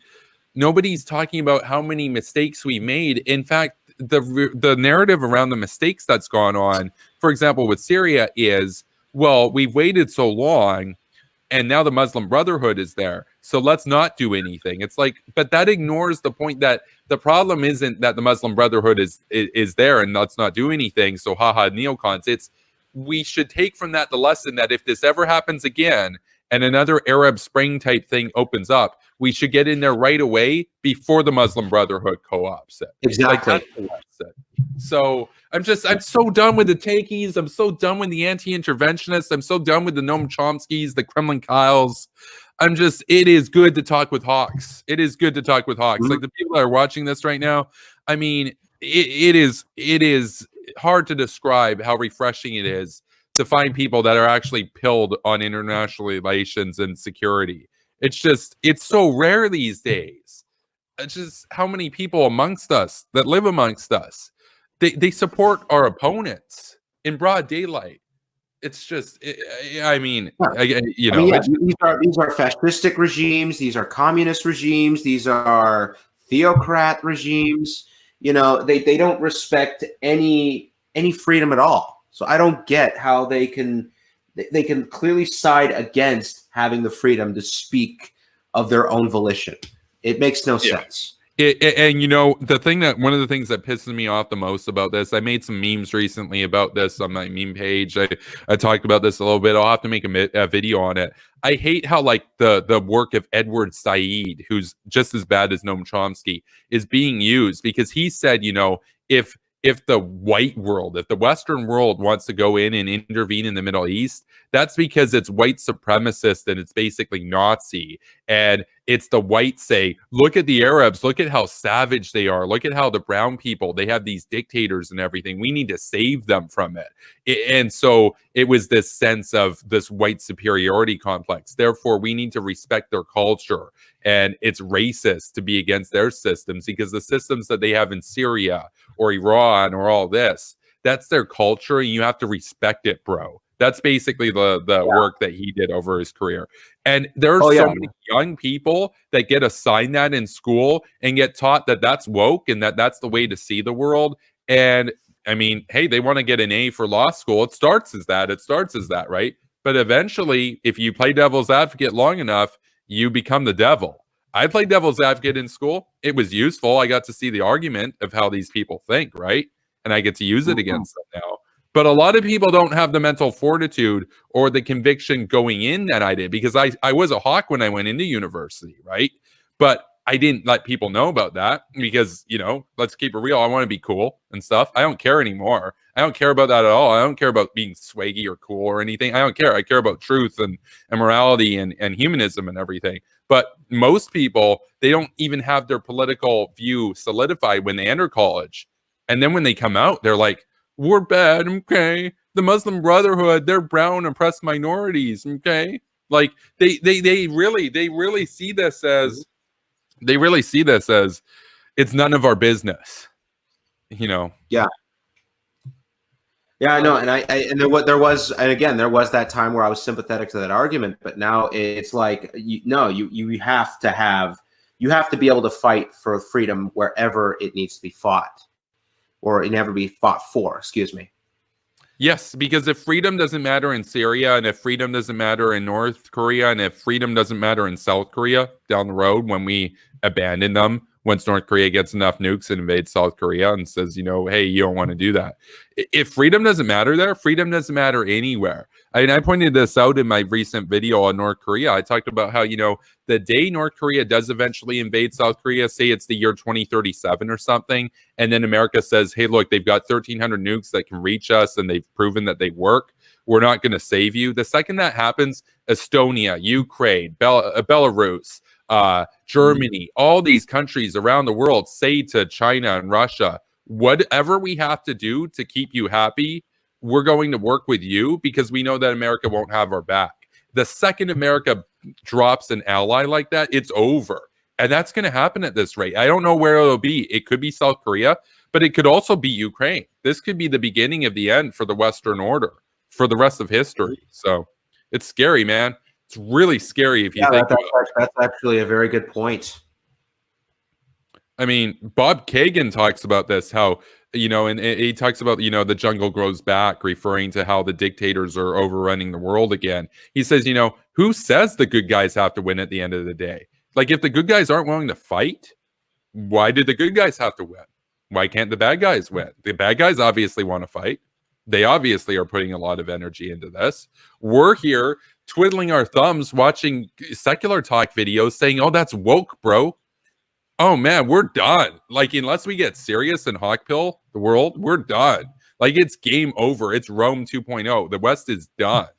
Like, the East is going to take over the world. Yeah, so the thing is, I mean, like, that's kind of why I started for, like, where, the U.S. Constitution should be, like, the governing principle for every nation. That is 100%. Yeah. Oh, yeah. But now, if someone will just call me an imperialist. So basically, I just decided to change my Twitter profile to include imperialist in my in my bio, because you know what, but the thing is, this does go for all of even our allies. I mean, I'm not too much of a fan of Saudi Arabia because of how they've conducted themselves in regards to the Wahhabist Islamic viewpoint. Even though they are our allies, they have helped us. That ideology is still not inherently protective of the population. That they can't speak out against their government, then what good is it? So that's kind of where I would say, you know what, we should and at some point get rid of the Saud family and start putting in one of our own leaders of our own choice. Yes. Well, see, on that, people will accuse me of two things. The first is they'll accuse me of being an imperialist. And in a similar vein to you, unfortunately, my Twitter bio is full. I can't add anything more onto it because I've got all these labels. However, if you notice in the background, it's kind of cut off in the StreamYard view right now. I got a globe and I've got the Empire State Building. So if you call me an American imperialist, I can tell you that's not an insult to all the haters and traitors out there. If America ran the world would objectively be a better place than it is today. I'm not saying it would be perfect, but of the three countries that have a chance of making that actually happen and taking over the world in some hegemonic way, or just directly as an empire or a globalist sort of system, you have communist China, fascist Russia, and liberal America. I agree with the United States, generally speaking, on about, say, 90%. If I were to design a country, it would look a bit different than America, but it would look pretty similar to America, ideally. I agree with fascist Russia on basically nothing, and I agree with communist China on basically nothing. So if I've got 90% versus zero, I'm not going to say, oh, but they're not 100%, bro. Or that country over there that's got 20 square kilometers in the middle of Europe is a 97%. Why not have them take over the world? It's like, because they can't take over the world. You got three superpowers that have a chance. You go for the superpower that you care about, that you're most aligned with. For me, it's fascist, or rather, it's America. I was going to make the point. There is somebody who's honest, who does follow me on Twitter, that was honest and said, well, I despise liberalism. I would support Russia then. I'm like, well, you know what? I understand that. Like, that makes sense to me, right? The thing that I don't like are all these people who claim to be liberals or claim to be humanists that then go and shill for fascist Russia. Like, if you're a fascist and you support Putin, like, that makes all the sense in the world, right? Like, they're honest about it. We can agree to disagree, because we're not going to be changing minds there. But most people that are serving the Kremlin right now are the useful idiots, as Putin would call them, as the KGB would call them. So. And you just gave me, like, reminded me of a video that I saw with, it was actually Christopher Hitchens talking about this, but apparently there was like a communist trying to spark a revolution in communist China. Okay, the guy is like wearing Che Guevara outfits, talking about Che Guevara's revolution against Maoist China, and Christopher Hitchens clearly referred to it as a great paradox. Because that's the thing. Even communists do not agree with a communist government. So eventually, you're just going to have constant revolution in the kind of communist countries, and that's just, I found that so hilarious. Oh man, communist China and the Soviet Union almost nuked each other in the 60s. Yeah, that's how much Nixon prevented them. Who was the true communist?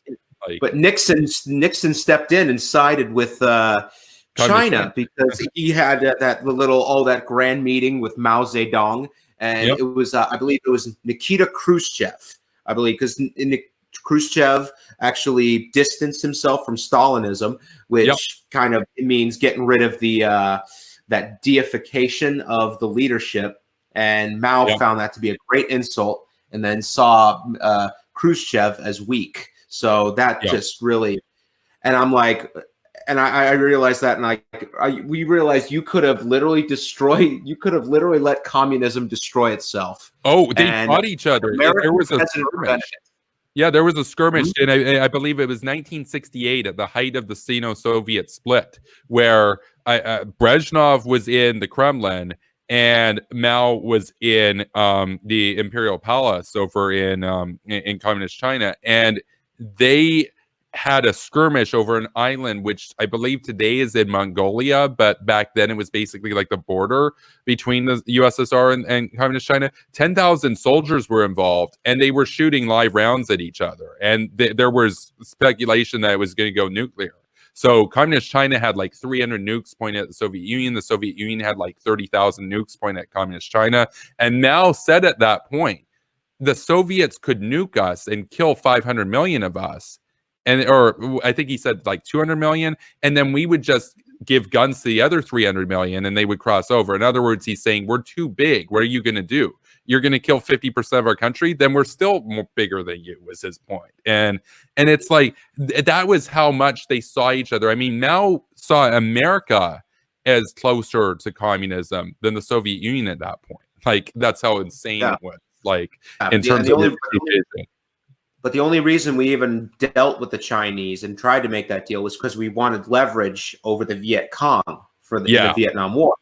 That's true. So, that's correct. That's correct, because communist China was objectively worse in their ideology than the Soviet Union at that point. By that point, the Soviet Union was basically a stagnant bureaucracy that was opposing America almost out of purely geopolitical reasons. And the ideology was still there, but they weren't as lively about it as they were under Stalin or Khrushchev. Brezhnev drove Mercedes and stuff. He wasn't one of those. Like, Khrushchev was a working class coal man who believed in the revolution 100%. Brezhnev was like, oh, I'm going to be the leader. That means I get to be swaggy and live like a Wall Street guy. Like, Brezhnev knew it was more of a racket than before. And so the Soviets were a better country to work with, but the Soviets were arming the Viet Cong in China. The Soviets were basically doing as much as they could to hurt American interests in Vietnam at the time. So it was useful in that sense. And this kind of goes back to what we were talking about with Saudi Arabia. The other point that I often get brought up against me, and this probably happens with you too, is, well, you know, if you talk about action against Syria or Iran or North Korea, they'll always say, well, what about X country like Saudi Arabia? Or, well, what about Israel is another one? Or what about all this? The Israel one is goofy, but the other ones, you know, there's substance there. Saudi Arabia is bad. The thing is, they have not ever read or considered, or maybe they're being disingenuous and have, but they have an agenda. They haven't considered like the viewpoint of Jean Kirkpatrick, who was a neoconservative theorist who argued, it made sense to help Pinochet. It made sense to help these dictators against the Soviet Union in the third world, because at the end of the day, after the Soviet Union is defeated, we can force those dictators to reform. But if the Soviets win, their end game is just dictators for everybody. Like the whole world is a dictatorship. Whereas she was making the point, they're there right now and we need them as useful allies right now. But that doesn't mean that we keep them around forever. And in due time, we will come for them and we will pressure them to reform. And of course, Hitchens later had a clip where he was talking about, mark my words, in due time, we will come for you. And his was almost more militant than Jean Kirkpatrick. Jean Kirkpatrick genuinely believed, I believe, that you could force these countries with economic pressure to reform. She didn't think you would have to invade Pinochet after. She didn't think that you would have to invade, say, the Shah in Iran or whatever. She didn't think that you would have to. She thought that you could pressure them. And by and large, she was to some extent right. Like Pinochet gave way to democracy without American invasion. Things went in a democratic direction. And yet that was because America funded and supported dictators. And it's easy to look back now and say that was a bad thing to do. But if you're in a life and death game and you're the one playing the game and you don't know you're going to win, you're going to do everything possible to make sure that you win. It's not like if you're watching a game and you're separated from it and you root for the underdog. You're like, no, you do everything on your side. America had to do what America had to do. America had to crack some skulls in order to prevail, because if the Soviets prevailed, more skulls were getting cracked, a lot more, orders of magnitudes more. So, Oh, yes. And like back when I first started doing my channel on YouTube, one of the first interviews I ever did was with a YouTuber named Nate Talks to You, and I kind of talked to him about my foreign policy views. I mean, I was still more on the anti-interventionist side, but I was telling him that Nightmare was moving me more in the direction of interventionism. But one of the things that I cited was there were certain regime changes that did end up going wrong, and when regime changes go wrong, it really blows back on the PR department with the hawks. So, but the Pinochet example, Pinochet gave way to democracy. We ended up getting rid of Noriega. I mean, Noriega, well, I don't know if he's still alive or if he's dead, but I know we brought him into prison, and I know what the Contras one though, that was pretty bad, and that was I know that was Oliver North and Elliot Abrams, and I can't believe Abrams is still. Elliot Abrams still has a job. I mean, look, I know the Contras though were opposed to the Sandinistas, and the Sandinistas were basically the Che Guevaraites, right? The Trotsky. Without a doubt. I mean, I'm not defending the Sandinistas. Okay, I'm just saying the whole how that was handled was completely screwed up. Right. Okay. That's. I do put a lot of that on both Oliver North and Elliot Abrams, and that's why I call Elliot Abrams the biggest idiot in the neocons department. I don't even know how he still has a job. Okay, so I'm going to have to play defensive here for the neocons just for a minute, though. I would say, in the fog of war, mistakes happen that you don't necessarily, you wouldn't make if you knew what was going to happen. And sometimes really bad things happen, and you wind up prevailing, and that's still the lesser evil than what could have happened if the Sandinistas took over and hell would have been unleashed. Like, we don't know how bad it could have been. No, I agree. How bad it was. Sandinistas needed to go. I mean, I'm not defending the Sandinistas. I'm just No, I get it. One of the horrible things. There were horrible atrocities that happened over there. I'm simply making the point that we see the atrocities that happened, but we don't talk about the ones that could have happened if the ones that happened hadn't happened. In other words, there was no peaceful solution to that. Like, skulls were getting cracked one way or another in Nicaragua. And I personally, I'm not going to condemn Abrams or anything here, but you know, you have a different perspective on this, and you know, we can have a discussion there. So you know, yeah, like one of the things, like how the Contras ended up getting into the cocaine trade, and then all the things with Barry Seal and the whole Miami fiasco. You know, if you actually watch the documentary Cocaine Cowboys, beautiful documentary, great documentary. It actually showed like details like how bad the cocaine trade got. It was mostly from Colombia to Cuba, but a lot of it had to do this whole thing. I mean, even Nicaragua was caught up in it. And because now with Barry Seal, yeah, he was working, bring the cocaine into America. And yeah, that when that was exposed in the Iran-Contra scandal, yeah, that just made that completely blew up in the PR department. No, I understand. I understand. It was a really unfortunate thing that wound up happening. But this might sound like a cop out to you and to the viewers. I understand that, but and this is kind of a meme at this point. But it was the Cold War, and it was a struggle for life and death between the West and the East, and a lot of really bad things wound up happening in the third world. But at the end of the day, the West prevailed. And I think that, you know, it is the sort of thing that if the Soviets had prevailed there, very horrible things would be going on to this day. That it was bad. It was bad one way or another. And I'll make the point here. If you have to choose between, you know, a horrible massacre that winds up with America winning at the end of the day, or a horrible massacre that winds up with the Soviets winning at the end of the day, I'm actively going to choose the massacre that sees America prevail, because I support America. Like, I'm that kind of guy. I'm willing to say that. You can call me an imperialist. But I mean, and that's actually a good point. But I mean, the only concern is like, yeah, if you have the PR department running that's saying that we were smuggling drugs on behalf of trying to fight another regime, it just looks really bad. I mean, it makes... Oh no, I understand it looks bad, but if you're in a Cold War and you're in a struggle for life or death, in a case where at that point the Soviet Union had approximately 40,000 nuclear warheads, it might have been 38,000 at that point, but it was close to 40,000 nuclear warheads pointed at the United States, ready to launch. A lot of them were fresh off the assembly line. Were any of them in Nicaragua? I can't... I'm saying, you know, if the Soviets were able to get a foothold in Nicaragua and do to Nicaragua what they did with Cuba. That's true. I'm not saying that the Sandinistas had nukes. I'm saying that if they won, it would have been another launching point that they could have used for another Cuban Missile Crisis, which could have caused a nuclear war, serious nuclear war. And America wasn't going to let that happen again, because they saw what happened with the Castros. And right now, we're witnessing in slow motion a similar thing happen in Venezuela, where Russia's getting another foothold in America's backyard. And that is inherently destabilizing.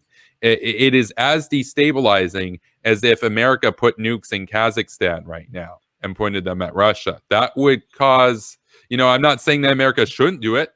I support America.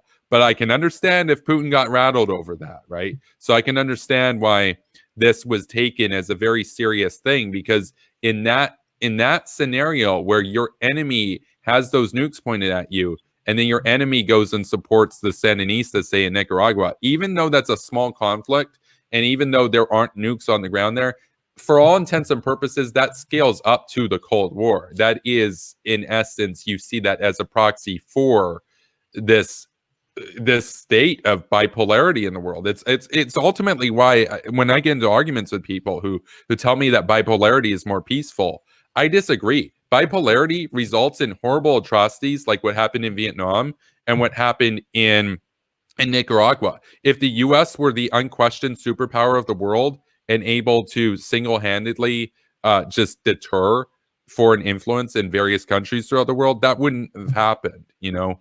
It was because the Soviets were so powerful that was able to continue. It was a battle between good or evil. And at the end of the day, in the third world, it was evil versus evil, except one of those evils was acting on behalf of good and the other evil was acting on behalf of evil. And in that case, I choose the evil that serves good. What a lot of people will do in the West, I see it as actually the cop-out, when young people in the West will say, well, I don't want any part of it.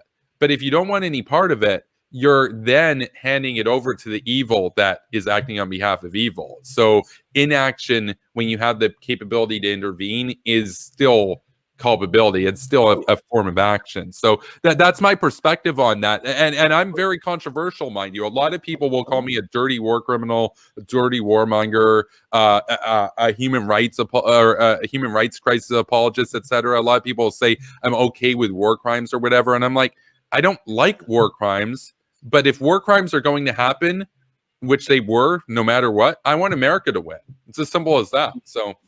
Yeah, and you know what? I actually understand your position. I mean, I'm like someone that's like, you know, I don't know if I would have allowed that kind of call to be made that, okay, we're going to import cocaine. No, I know. From the third world. I know.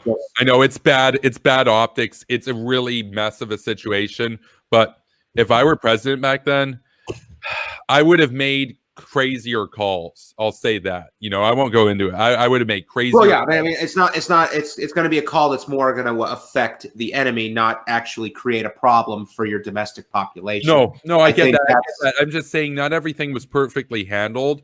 But I guess the criticism, one of the things is, I'm not saying that you're necessarily wrong or that you're doing apologetics or anything. I'm not accusing you of that at all. What I'm saying is that oftentimes when these legitimate criticisms are levied to say, you know, things could have been handled slightly better, they're used disingenuously by people like Kyle Kulinski to therefore say we should never do anything in the future because Nicaragua in the 80s, or we should never do anything about Iran because 60 years ago, or we should never do anything about North Korea because, hey, look, the U.S. bombed North Korea to the point where there was no double-story building standing in the country, where 70% of the villages were completely destroyed, where there was nothing left in Pyongyang. So that was all America. Therefore, don't do anything about it. It ignores all historical context.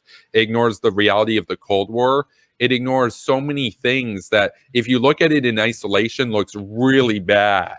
But if you look at it in the grand scope of everything that happened in the Cold War, of what the Soviet Union meant, of the 60 million rotting skulls and corpses scattered across mass graves in the Soviet Union for communism, that could have come here, that could have come to Canada, to America, to Britain.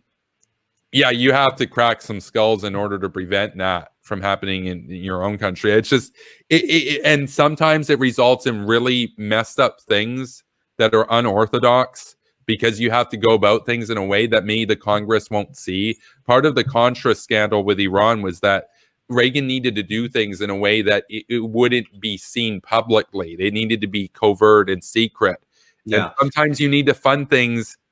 Sometimes you run out of public funds that the public isn't going to question anymore. And that, I support democracy, but when it comes to foreign policy, I'm a national security kind of hawk. I think that there should be less priviness by the public to some of these things, so that it doesn't force the government to go and do crazy stuff like fund cocaine to get money. Yeah, you know what? That is true. Yeah, because I wish that they could just get that money in secret. I wish that Reagan could have just raised that money and said to the taxpayers, "Hey, I need this money to fight the Soviets. You don't get to ask what I'm going to do with it. I'm going to do with it what I will. I'm the president. Give me the money, and I'm going to use it." But instead, he couldn't do it, so he had to raise money in all these sketchy ways, and it sucks. And part of that is because of the limitation of how much power the press and the Congress have over the president. Yeah, and I wish the president had more power over foreign policy. I wish the president could just say, "Hey, I need $20 billion to fight something, and I'm not going to tell you it's going to be black money." That would be more ethical than, "Okay, I need the money still. Let's go and help the North Koreans sell cocaine or something to raise it." Like, it's just, to me, it's a misdiagnosis of the problem to say that it was Abrams or it was all this. It's like, no, the problem was that the American president doesn't have enough power over foreign policy in times of crisis. I wish the American president, the executive, had way more power to act in times of crisis. But I wish that the American executive acted on behalf of America. Like, I wouldn't feel comfortable giving Trump that power. because Trump acts for Russia, but Reagan, absolutely. Oh yeah, Reagan but again, but you brought up a good point. Yeah, it was because Congress cut funds. Yes, Congress cut whole funds because of people like Bernie Sanders. That he had to go around and do that and use that method. Yes, but, it was a long way of getting at that. But my point is, I feel that the blame is misplaced on the neocons. The blame should be placed on Congress for not trusting the president to combat the Soviets properly. None of that could have, some of that could have been averted. There would have still been very bad things that happened there. But I'm just saying the funds could have been raised in a more ethical way if Congress had said, yeah, you do what you need to. We'll give you the funds. We won't ask questions. We trust that you're fighting the enemy, because he did. He destroyed the Soviet Union. He could have, Trump is a different story, but Reagan should have been trusted. That could have been avoided. That's just my view. Yeah, but I'm a really neoconservative kind of guy. A lot of people would say, how can you trust Reagan? Reagan was a Republican. It's like, yeah, and he was fighting the communists. Okay. Oh yeah, but I'm not but it's not like Reagan ordered them to say, I want you to deal with cocaine and all this stuff. Yeah. That's why I weigh more of the blame on Abrams with that, because it has to be someone that's more on the ground that would make a call like that. It doesn't. No, I get it. I'm just getting at the root cause of the issue. Kind of like how we were talking about Syria, how it's really bad that the Muslim Brotherhood is there right now. And you made a good point about how, well, if you support the opposition now, the Muslim Brotherhood is there. But instead of that lending itself to dictator apologetics, which is what Kyle uses it for, we're making the point that this is a lesson that we should do things the right way from the start, right? That we should just go in right away. Or in this case, Congress should have approved the money right away. And all this could have been averted. That's kind of, I'm not saying I like what happened. I'm trying to say there are ways of getting around it. But given what happened with the Congress, really bad things had to happen. And this is happening again, like with Bernie Sanders, for example. Bernie's been in government for a long time. Bernie and his comrades will never trust the American president to be able to look after national security. Ron Paul will never get behind that. Ron, dumber than Jake Paul, will always be saying that this is the Jews, or this is the banksters, or the globalists, or whatever, because they can't handle libertarians. That's one of the problems with libertarianism, is that they don't trust the government enough to protect themselves. They hurt their own security in the name of privacy. And that's unfortunate, because if you lose your security and the Soviets take over, guess what? You've got no privacy. I can tell you there's no privacy in a gulag. So, Oh, yeah. But I mean, like I said, I do agree with your reasoning over the whole Nicaragua situation. You are correct. I mean, it was basically Congress that cut off funds. So yeah, Congress should bear the blame for not being sufficient in fighting the Soviets. But yeah, I just do not like how they ended up making the solution to fix the problem. It creates so much bad PR that it gives isolationists and anti-interventionists and all these anti-war folks a lot of ammo in going against the national security state. No, I see. The thing is, you're right about that. There is a final point of nuance that I like to draw here, because I've seen this also used as an example for why the Iraq War was probably a bad thing, because it hurt the cause of intervention in the long run. The people that were acting back then didn't know when the Cold War would end, and they didn't know if the Soviets would win or not, because up until about 1986, 1987 or so, it was anybody's game, right? You couldn't say with 100% confidence. You couldn't even say with 60% confidence in 1984 that America was going to win, because may the Soviets win. So we got to do everything that we can. The thing is, in that circumstance where it's that dire, even if things will lead to blowback in 10 years, if you know that you might not even be around in 10 years if the enemy wins, you have to make some really risky plays. You have to do some things that don't necessarily look rational. It's kind of like going to a money mart type place. If you're totally broke and you need to make rent payments, so you go and you take out a bad loan that you're going to have big interest payments on, but now you're able to pay rent. And then the next day, you get a job that makes you 10 times as much money, so you pay off the loan really quickly. It was a dumb move to get the loan, but you didn't really have an option at the time when you took it out. It's kind of the same thing with this. It's like, that was the Cold War. And a lot of people don't realize what it meant to live in the Cold War. I was born after the Cold War, but I've studied a lot. It meant every day, everywhere that you walk, you know that a bomb could go off over your head and you're done. It's over, you know, game, good game, right? So that was a reality for people back then. And so they took some really risky moves that they knew that would have blowback, because they had to get a win in the short run, because if they waited to the long run, they might not even be around in the long run. And with respect to the Iraq War, I've seen that point made in the Iraq War that, you know, it was good to take out Saddam, but it hurt the cause of intervention so much that it was probably a bad thing, because now hawks look bad. And I guess the problem that I have with that is that, but if we're always going to be worried that this is going to make the optics look bad, when do we ever be hawks? Like, Iraq was objectively a victory. Saddam being dead, if that caused some bad PR, okay, I get it. It hurt the cause of intervention. But Iraq was part of the cause of intervention. Iraq's liberated. Like, we won.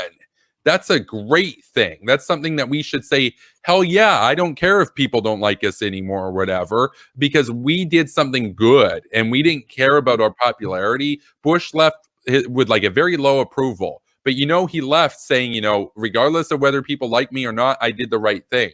And that, to be able to go home after work, after the end of the day or the end of an administration, and feel, you know, I might be polling at 26 or I might be polling at 86, but I did the right thing. Like Reagan, he polled very highly by the end. Bush, not so much. But they both did the right thing. And they both left the White House saying, you know, I have done my work and dutifully for America, and the world is a better place. And that is a feeling that Donald Trump will never have. And it's a feeling that Obama will never have, because history will remember them as politically expedient, feckless isolationists. So that's my view. So, oh yeah, the Obama legacy is pretty much all gone, because now it's Trump. Trump is pretty much the response to the Obama legacy. Yeah, it's amazing. And it's amazing. And so, you know, I think we reached, to some extent, some agreement there that for everything bad that happened, Congress bears the original blame in that instance. And that's something that never really gets talked about. And that, I feel, you know, that's important. We took some time, we went on a bit of a tangent and everything, but that's something that for the people that watch this now and in the future, it's worth taking away, that when you see really bad things that happen in the world, you should take a few steps back sometimes and not say that bad thing that just happened was good, but say maybe that bad thing could have been averted if this other thing had been able to go through, as opposed to just saying, you know, neocons bad or whatever, as the Kyles of the world will do. It was the neocon ghouls, as he says, right? It was the neocon ghouls, or as Anna Kasparian would say, it was the neocons like Tulsi. Like, I mean, we're going to get to the last question here on his CFR statements. So Mr. Yang supports withdrawing from Afghanistan. Do you see that as a willingness to surrender to the Taliban, or do you see it as, at this point, you know, America doesn't really have an option going forward? Well, that's strange, because he actually, like, on the in a New York Times little snippet, because they did that with all the candidates. Yang was like the only candidate to not commit to withdrawing Afghanistan troops within the first term. He even said that he was open to talking, to seeing if there was an achievable goal.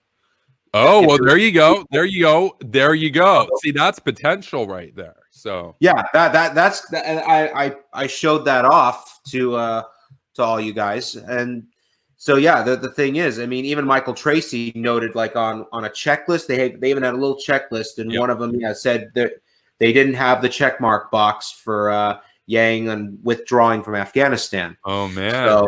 So Michael Tracy got a little concerned. But well, then that means I'm getting a little hopeful then. Yeah. So I mean, but that's kind of what gives me a little hope that he's just, because the way I see it, Yang is just a businessman. Yeah, and he's just a businessman with no with no foreign policy experience at all. So what is the most likely thing you do in that case? You defer to experts. So it all is going to depend on who he chooses as his experts.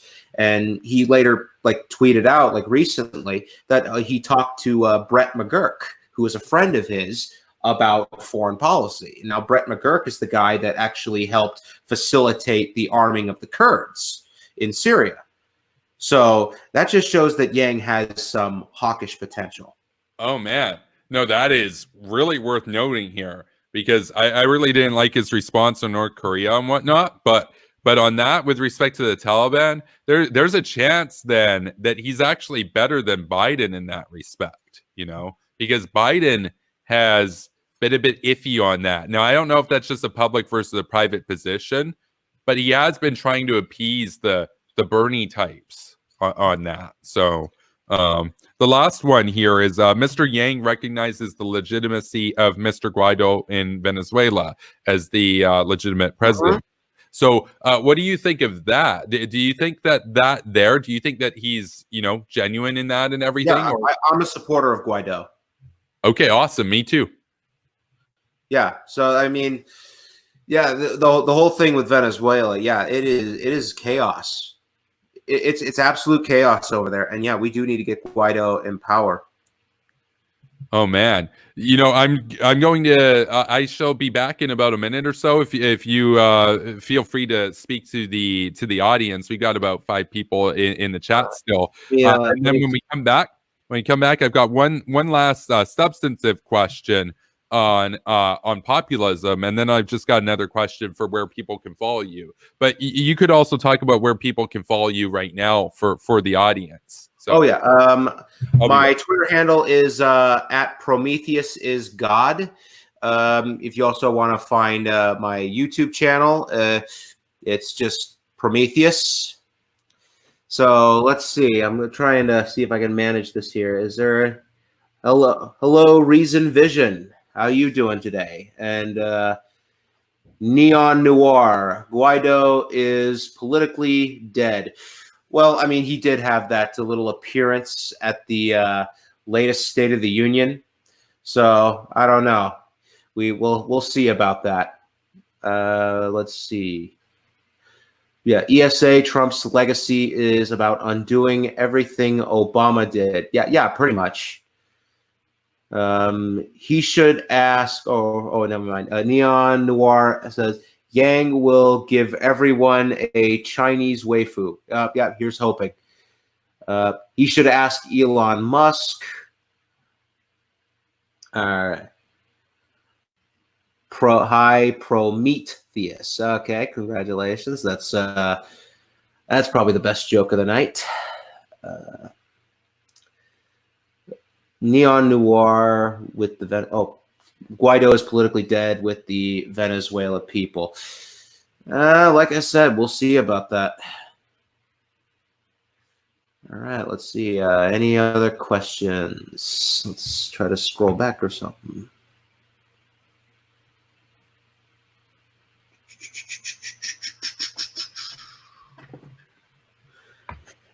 And you're back. Hello again, Mr. Prometheus.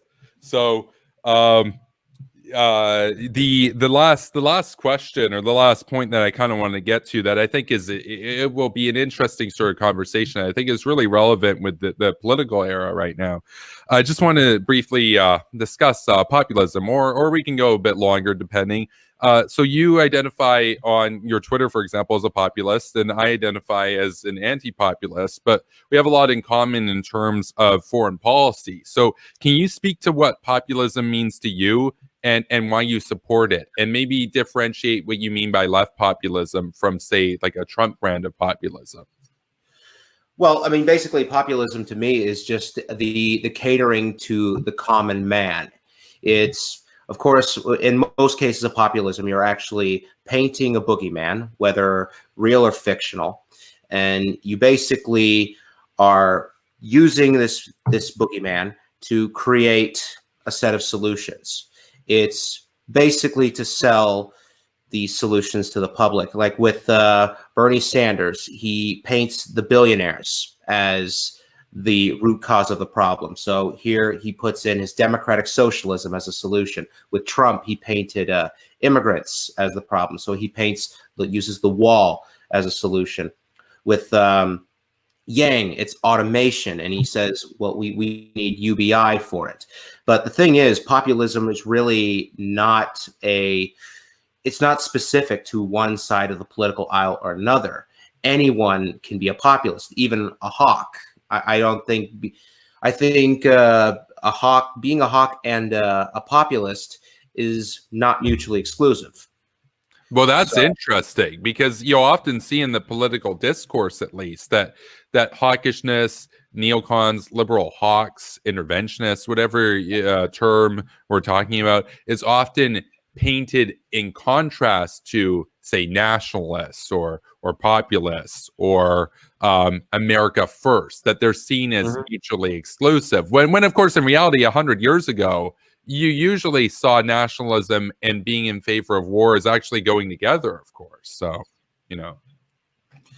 Yes, and essentially, but like you can actually distinguish like certain types of populism. There is the foreign policy based populism. Usually, that's garbage.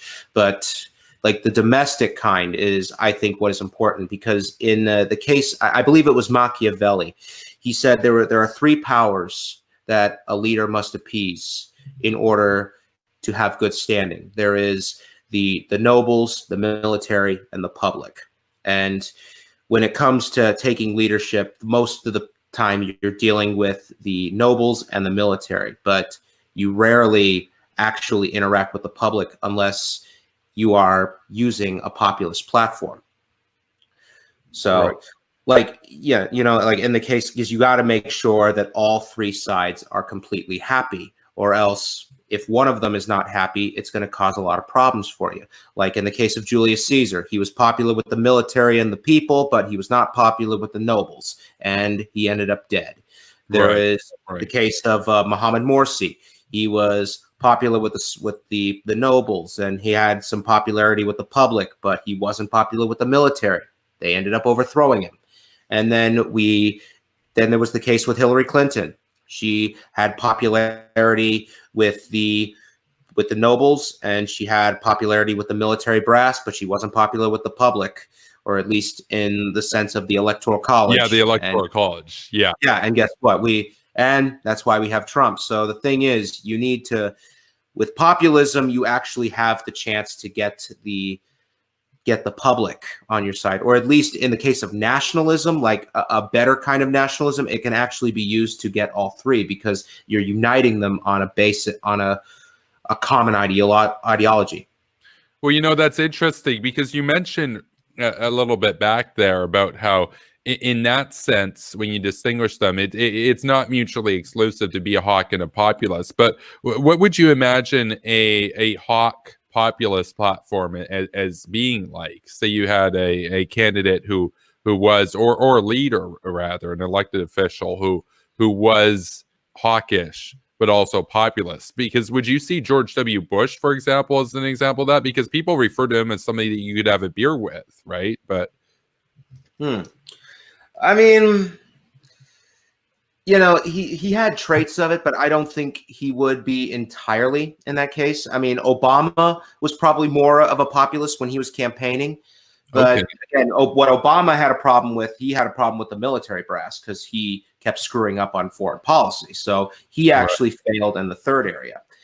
But yeah, so in the case of like what I would see as a hawkish platform, again, UBI is, I think it's an idea that can work for it's because it has such a broad spectrum of support that, yeah, if you can implement that would be very well in pleasing the public, and that would also work for the nobles, because now with a happy public, things can actually go better. And right. If you have the military, if you're hawkish on the military, then you're actually getting the support of the military. So that basically can handle all three.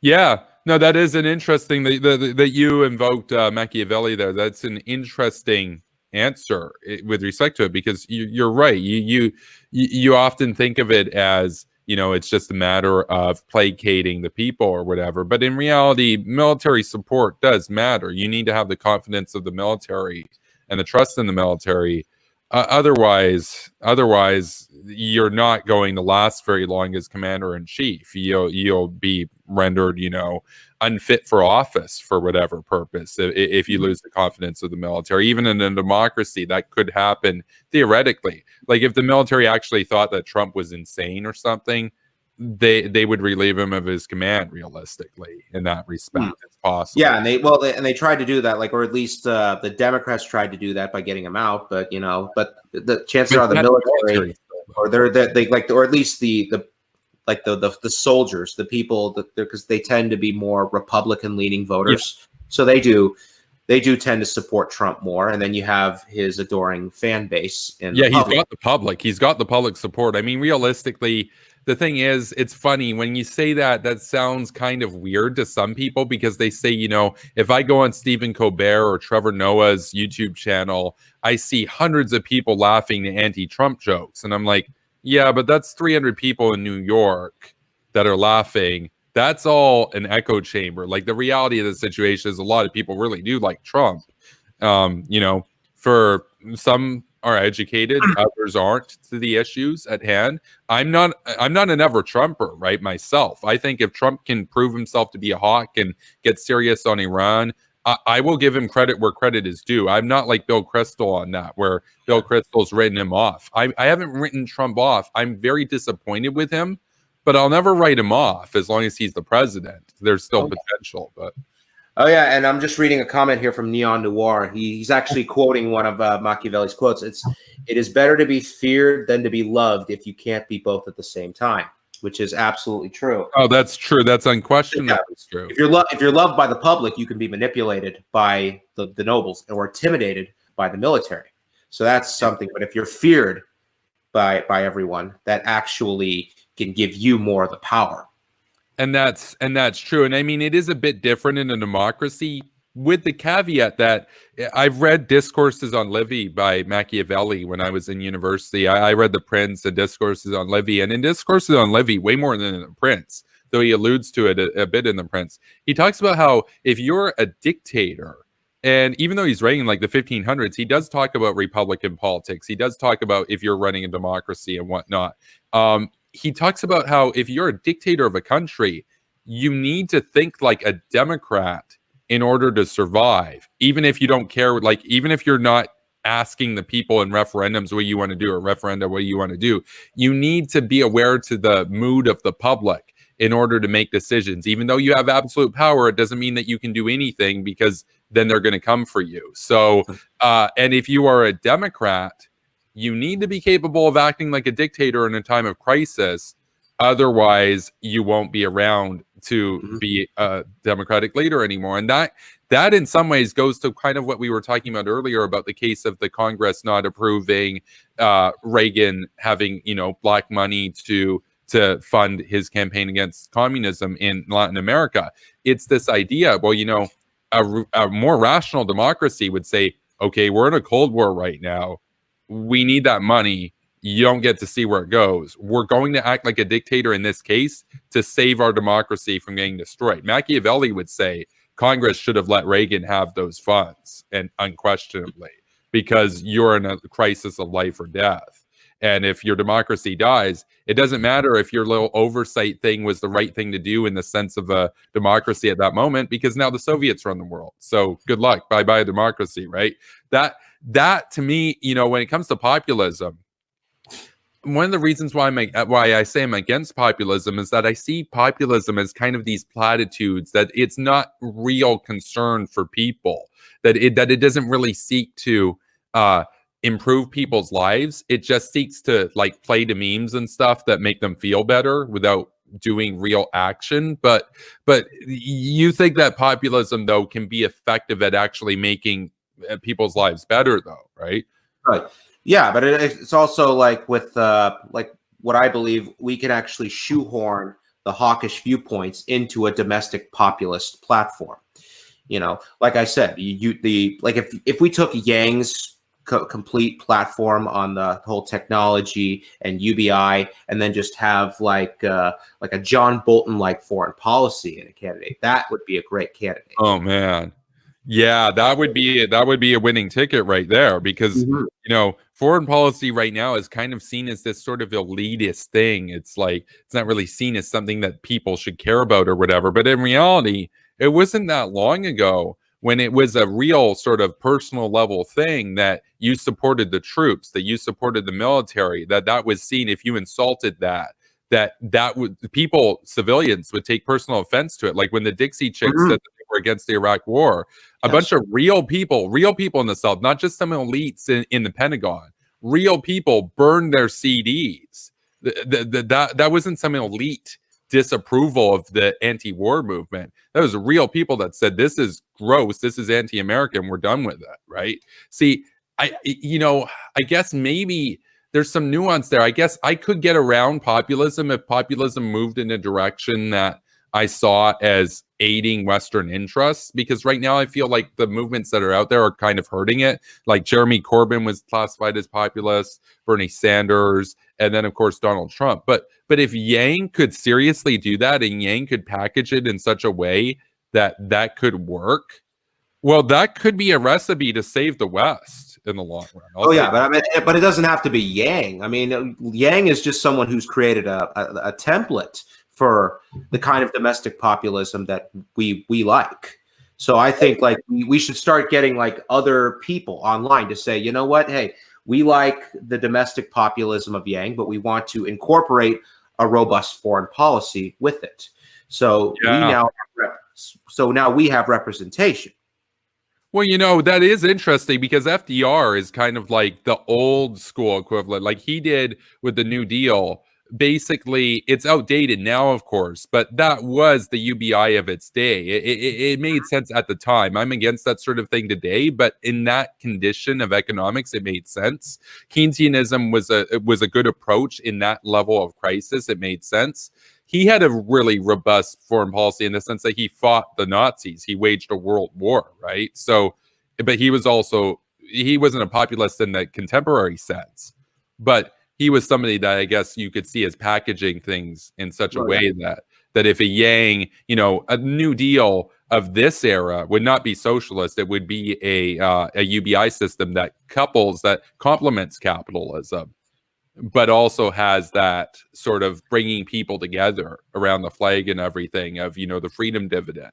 That is a really potent formula. If he could pull that off, or anybody, as you said. Yeah, if anybody could pull that off. I mean, because again, people really don't. And when you ask people like how many people like put foreign policy as their top issue, I mean, it's usually around 4%. That's why Tulsi Gabbard does horribly.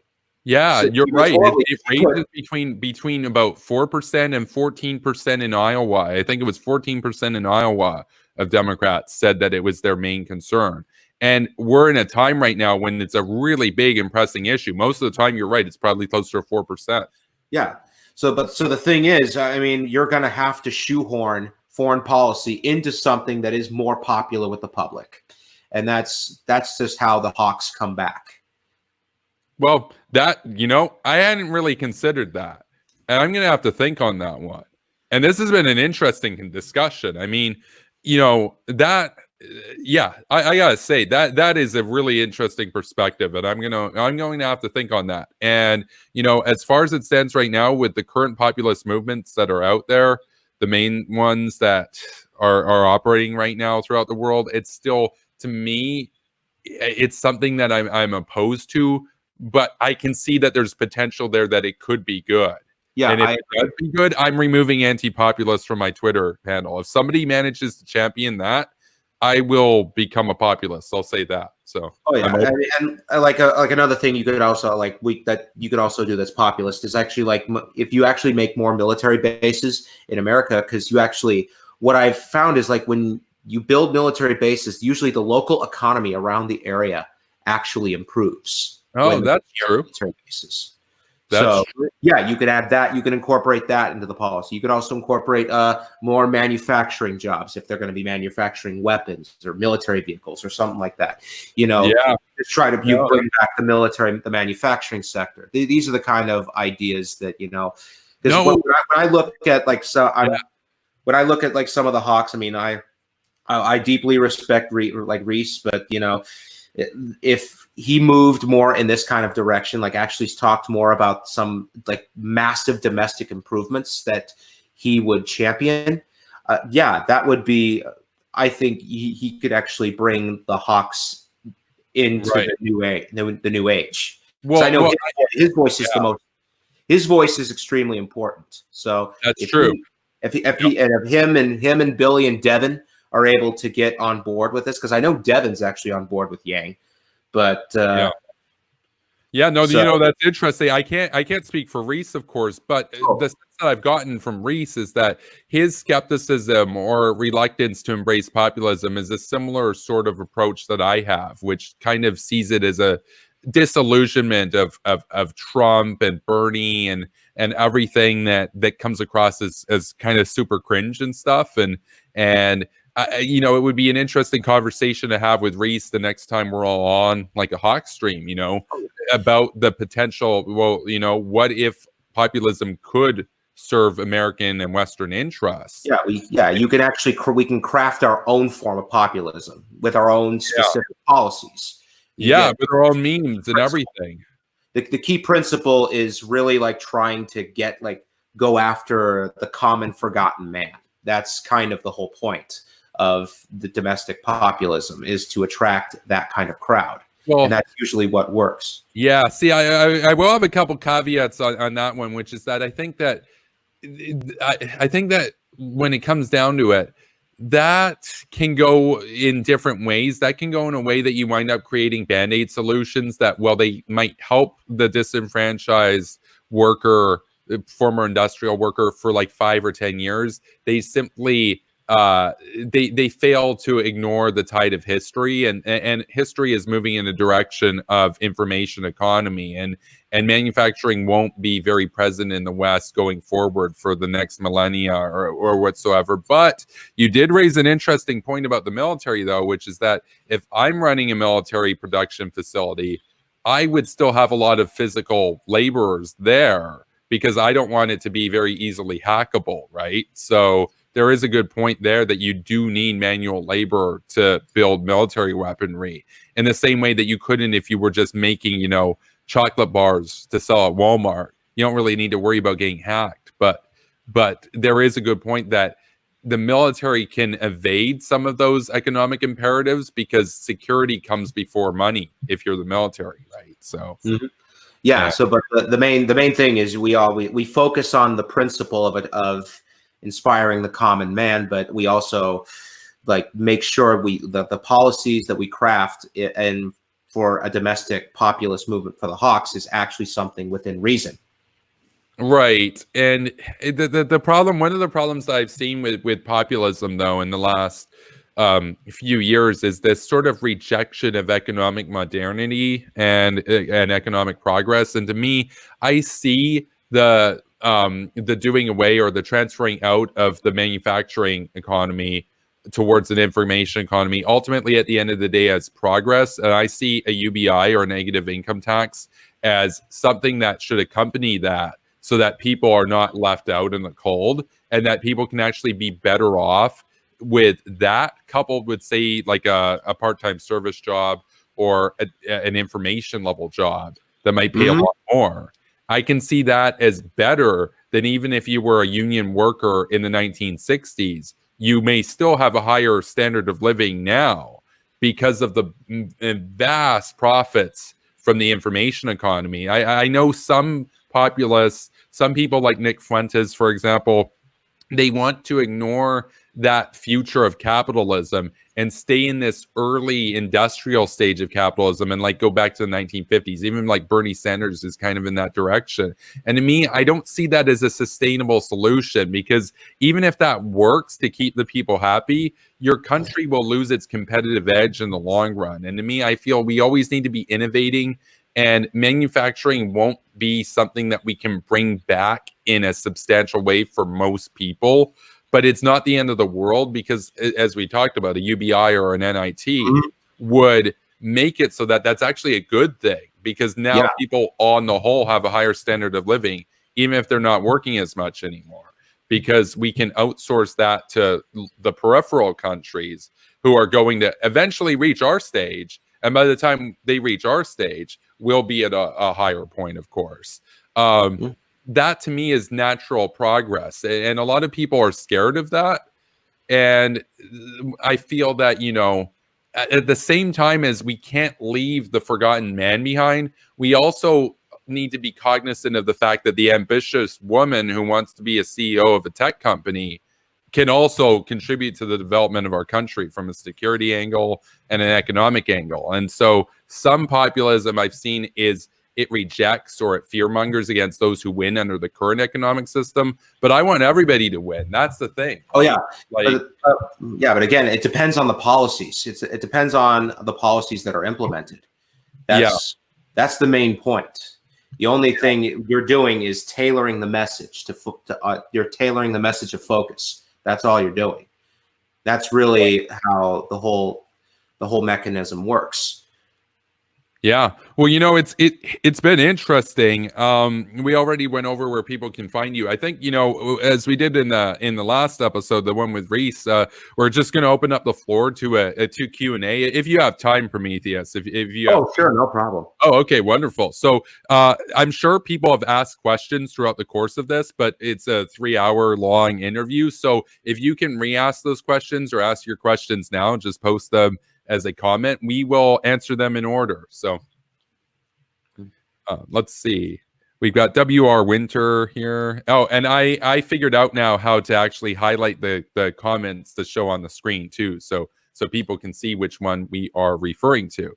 And here's an interesting one here by Isa. He says, foreign policy is unpopular in America because it costs money. And see, that's funny because the same people who claim that foreign policy is unpopular or whatever, that it's bad because it costs money, they're the same ones, some of them at least, in the Bernie crowd who want to spend like $10 trillion a year on whatever random thing Bernie wants to do, like the Green New Deal thing or whatnot, you know? So, well, oh yeah, and the thing is, it's like this like goes back to like what like the Machiavelli like pleasing the public thing. You know, if the public is not pleased with their financial situation, they're more likely to be critical of how the country spends its money. So if people are better off in economically, they're less likely to care about foreign policy costs. True, and more money to spend on the military, even if you keep the same percentage, right? Like, like the Soviets spent 22% of the military, or 22% of their budget on the military against Reagan, and Reagan spent 7 to 8% of the military against the Soviets, or the budget on the military. And America still spent more, even though they spent a third less in percentage, or 3 times less in percentage terms. It's like the richer you get, the bigger the military you can field, even at the same percentage. And to me, when people point out it costs money, it's like, it costs like 3%, 2.5% to 3% of GDP. I'm sure that there are random households out there, average people, who spend more than that on like insurance and home security and stuff. You know, everybody spends money on security. Next comment. Let's see. We got a comment from Isa here. He says, I argue that most Americans don't even think about the problem of other Americans, let alone America's place in the world. So he's making a point that you can't really motivate concern for the rest of the world because most people only care about themselves. So how would you respond to that? Well, yeah, it's kind of like my previous point. They care about their own personal financial situation, and usually when the public cares only about their own financial situation, they're more likely to be critical of how our government spends our money. But it's kind of like the same thing, you know. Let's see. Yeah, so they're just basically after their own interests. Right. You know, it is interesting. You often see people say it's none of our business or who cares about the Middle East or whatever, when of course, things that happen here often originate from over there, which, you know, that often gets lost on people. WR Winter earlier said, I'd say it's unpopular because people don't think about it, focus on their own problems or problems faced by fellow Americans, rarely about the world and America's place in it. And so that kind of goes to the same line of thought. Same line of thought. You know, we'll take one from the Tanky. Neon Noir. He says, I doubt most people believe you can change foreign policy via electoralism in a meaningful way. So, what do you think of that?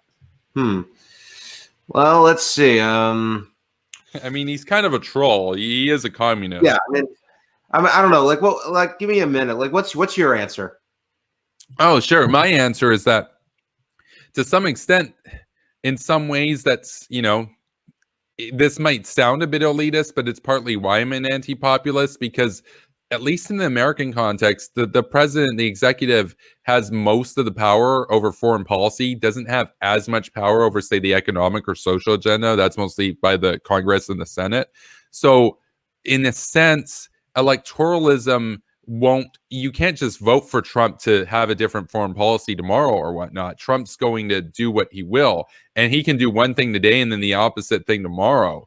And he's the president. They're both going to be carried out because the president has the power over foreign policy. I think electoralism has a change over foreign policy in the election, but it doesn't have the same influence as, say, if you don't like the president, 2 years later, you can vote for the other party in the House because the House has no power over foreign policy. So electoralism has a dampened effect on it. It has a delayed effect because with Trump, a lot of people didn't like Trump, so they went out and voted Democrat 2 years later, but he's still running the foreign policy. So it's a longer term game, but I feel, to some extent, if you're the commander in chief, you should be making your foreign policy decisions based on the right thing for American interests rather than your popularity score.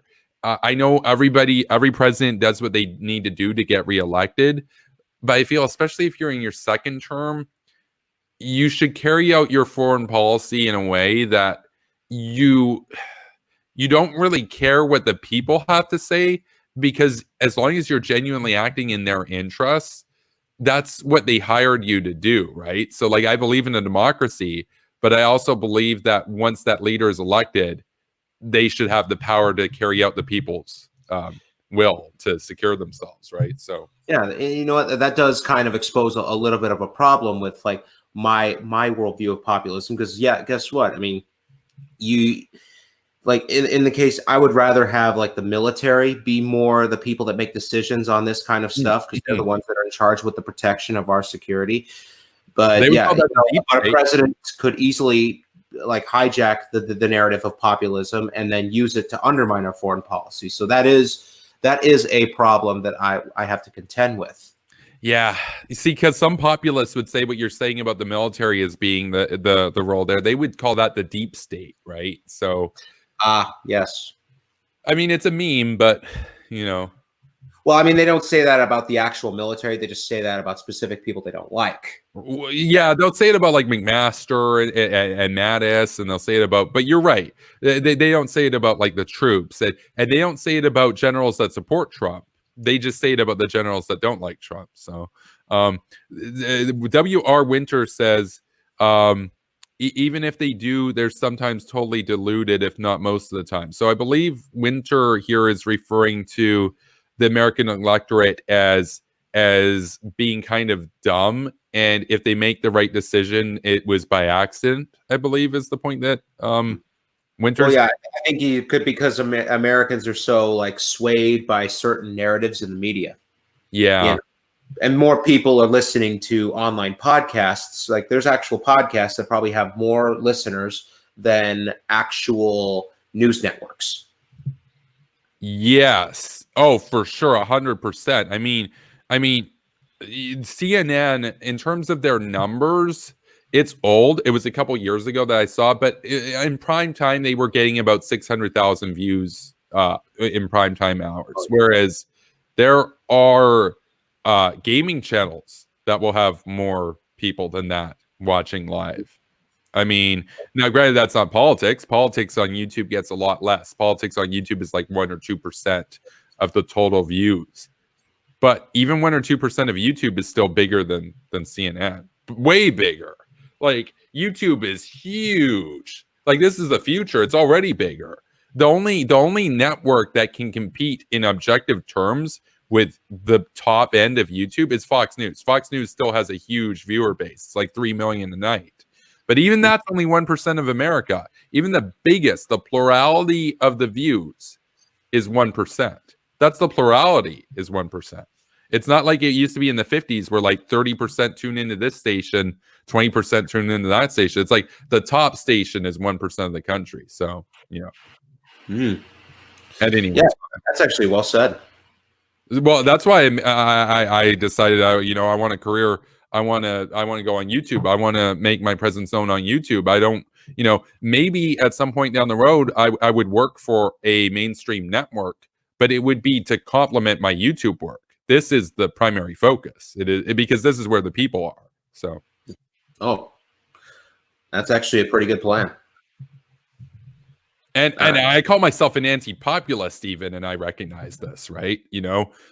Because my criticism of populism is not that I'm anti-people. My criticism is that I see populism as like it's cute ploys and rhetoric to try to win over people, but then you don't really act in their interests by and large. And the kind of populism that you are talking about is something that I could get behind, but at the same time, I know that critics would kind of accuse it as being idealist, that might never really truly be possible. But at least we should work towards something that could work, because I talk about this sometimes. I got this question recently about how, you use memes and you use nicknames and you use like vulgarities and stuff when you're going after your opponents, and you call them things like Kremlin Kyle, so you must be a child, and you trivialize your concern for politics. And I look at that and I'm like, have you seen the era that we're living in? Nicknames win elections. Like Little Marco and Low Energy Jeb won Trump the nomination. Like, so even if I was against populism 100%, I'm still going to use populist methods to enrich and persuade people. Because if you ignore that, to ignore the reality of the mimetic discourse, to ignore the reality of memes in the world, that would trivialize your concern for politics. Often it reminds me of when in 2016, Bernie Sanders would argue, well, I really care about the issues, so I'm going to be polite here, and I'm not going to get into the dirt with Hillary Clinton or with Donald Trump or whoever it was. And I looked at that and I'm like, well, I'm sure he cares about the issues, but I can tell you, if I cared about the issue, I'm going to get in the dirt to fight for it, because that's how you win elections. Like, especially in America, people want to see a winner. They don't want to see a guy who says, I'm not going to fight, I'm going to sit this one out. It's like, that's boring. That makes you look like you lost. So that's why I use memes. Also, I enjoy memes. Like, I'm a memer by nature. I got some rare Boltons out there, now. So, Oh yeah, the Bolton memes. I mean, the shut the fuck up isolationist. Yeah. With the laser eyes. With the laser eyes, or the blue background, or the walrus. Oh man. I mean, all right. No, I'm serious. Nicknames and memes and stuff can win elections these days. Otherwise, why would Russia invest so heavily in them? So, because they know what they're doing. They know that we eat that crap up, and I want to fight them. I want to fight them on their terms, and I want to win. I'm a cold warrior of the contemporary era, right? So, I mean, yeah, it is the most simplified form of propaganda. Yes, it is. It is the most basal form of propaganda, and the most basal form of propaganda is that which is most effective and most convincible. The type of propaganda that have 500 lines of text, you might be able to maybe win over some intellectual tanky dude who sips coffee and reads Marx, but the memes are going to win over the millions. So fuck the tankies and shit and all that. So, so we've got another comment in here. It says, oh, this is to follow up, but this is Isa. No, further down. This is actually, we're not going to get to that one. That one's kind of trolly. We got Isa. Tulsi Gabbard is a female Edward Snowden. Changed my mind. Well, She's worse. Edward Snowden at least got the hell out of the country and left. She's still here. She's worse, my dude. She's worse. She hasn't left us yet. She's still in our face. Well, this is her last term, and she said she's not running for re-election. So, no, she's gonna go and work at Russia Today. But oh yeah, you do that at Fox News. Kind of, except the second that Trump's out and the mainstream GOP comes back in, Tucker loses his contract. He gets forced out and she's gone. So I think if she's smart, she'll realize that she has more of a long-term future at Russia Today. But Fox News would probably be able to offer her more money. So she might go there. And even they literally offered Donna Brazil a job. So yeah, they'll probably give it to Tulsi so that she can have like be a Democrat correspondent, always talks to Tucker. Oh, yeah, Democrat correspondent. Look at this. Even the left, even the Democrats are saying that Trump is awesome. It's like, okay, we got another comment here. Dugan is Russian Steve Bannon. He's borderline a meme, but Western wonks are convinced he's the puppet master. So I guess this is about the populism stuff because Steve Bannon is pretty associated with populism too, right? So yeah, he's a pro-populist guy. Yeah, he's more. He's definitely more of the pro-right leaning. But in a recent interview with Bill Maher, he was actually saying, "Look, I like Bernie because he is a populist." You know, so he understands the methodology of it, but he has a specific ethos. Yeah, he likes the populist candidates that are also the chaos candidates, right? Yang isn't really a chaos candidate in the same way that Bernie is. Like Bernie would hurt American interests. Yang, even if you disagree with UBI, you don't think that he's acting as a Russian agent. You don't think that he's really going to shoot America in the foot. Whereas with Bernie, I'm not saying he's funded by the Russians. They don't need to pay him. They don't have that much money. They're not going to pay him. He'll do it for free, just like Kyle. He's the chaos candidate in the same way that Trump was. Yang, on the other hand, he has that popular appeal and that appeal to the masses, but he's a professional kind of guy. He's not a dirtbag. So in the same way that and plus he's always like playing nice with everyone on the stage. So he's not even Gabbard, antagonistic towards any specific section of the Democratic Party. He's just trying to represent. No, you're right. You're right. I mean, he tries to get along with Biden and he tries to get along with Gabbard. So, you know, whereas Bernie, on the other hand, Bernie sees Warren as like too far right or whatever for him. So it is interesting. So to get back to this point by Noir here, borderline meme, but Western wonks are convinced he's the puppet master. I don't think anybody's claimed that he's the puppet master. He's more like an edgy kind of guy who wants to kind of ride the wave of this like movement that's kind of gotten popular over the last half decade or so and kind of ride it for what it's worth in the same way that like a Milo figure would have done. But the puppet master is like KGB Vlad, like Putin controls the narrative at the end of the day, and the Western useful idiots eat it up. I mean, Yuri Bezmenov talked about that back in like the 1980s, that the KGB, you know, the people that they had the least respect for were in the West were the people that supported them because they saw them as gullible idiots, and they saw the true American patriots as actually, well, those guys that, you know, we hate them, but we can respect their patriotism. They saw the useful idiots as scum of the earth, and they were helping them, and they were like, those guys are filthy. So, you know.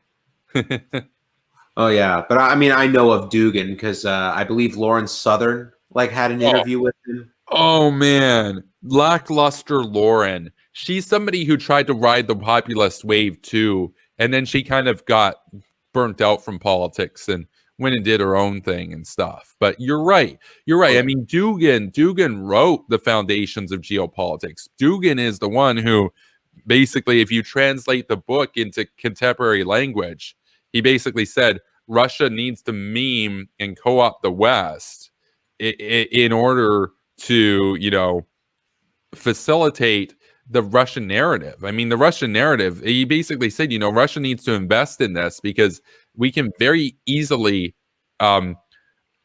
subvert their culture and take advantage of their openness to spread our memes.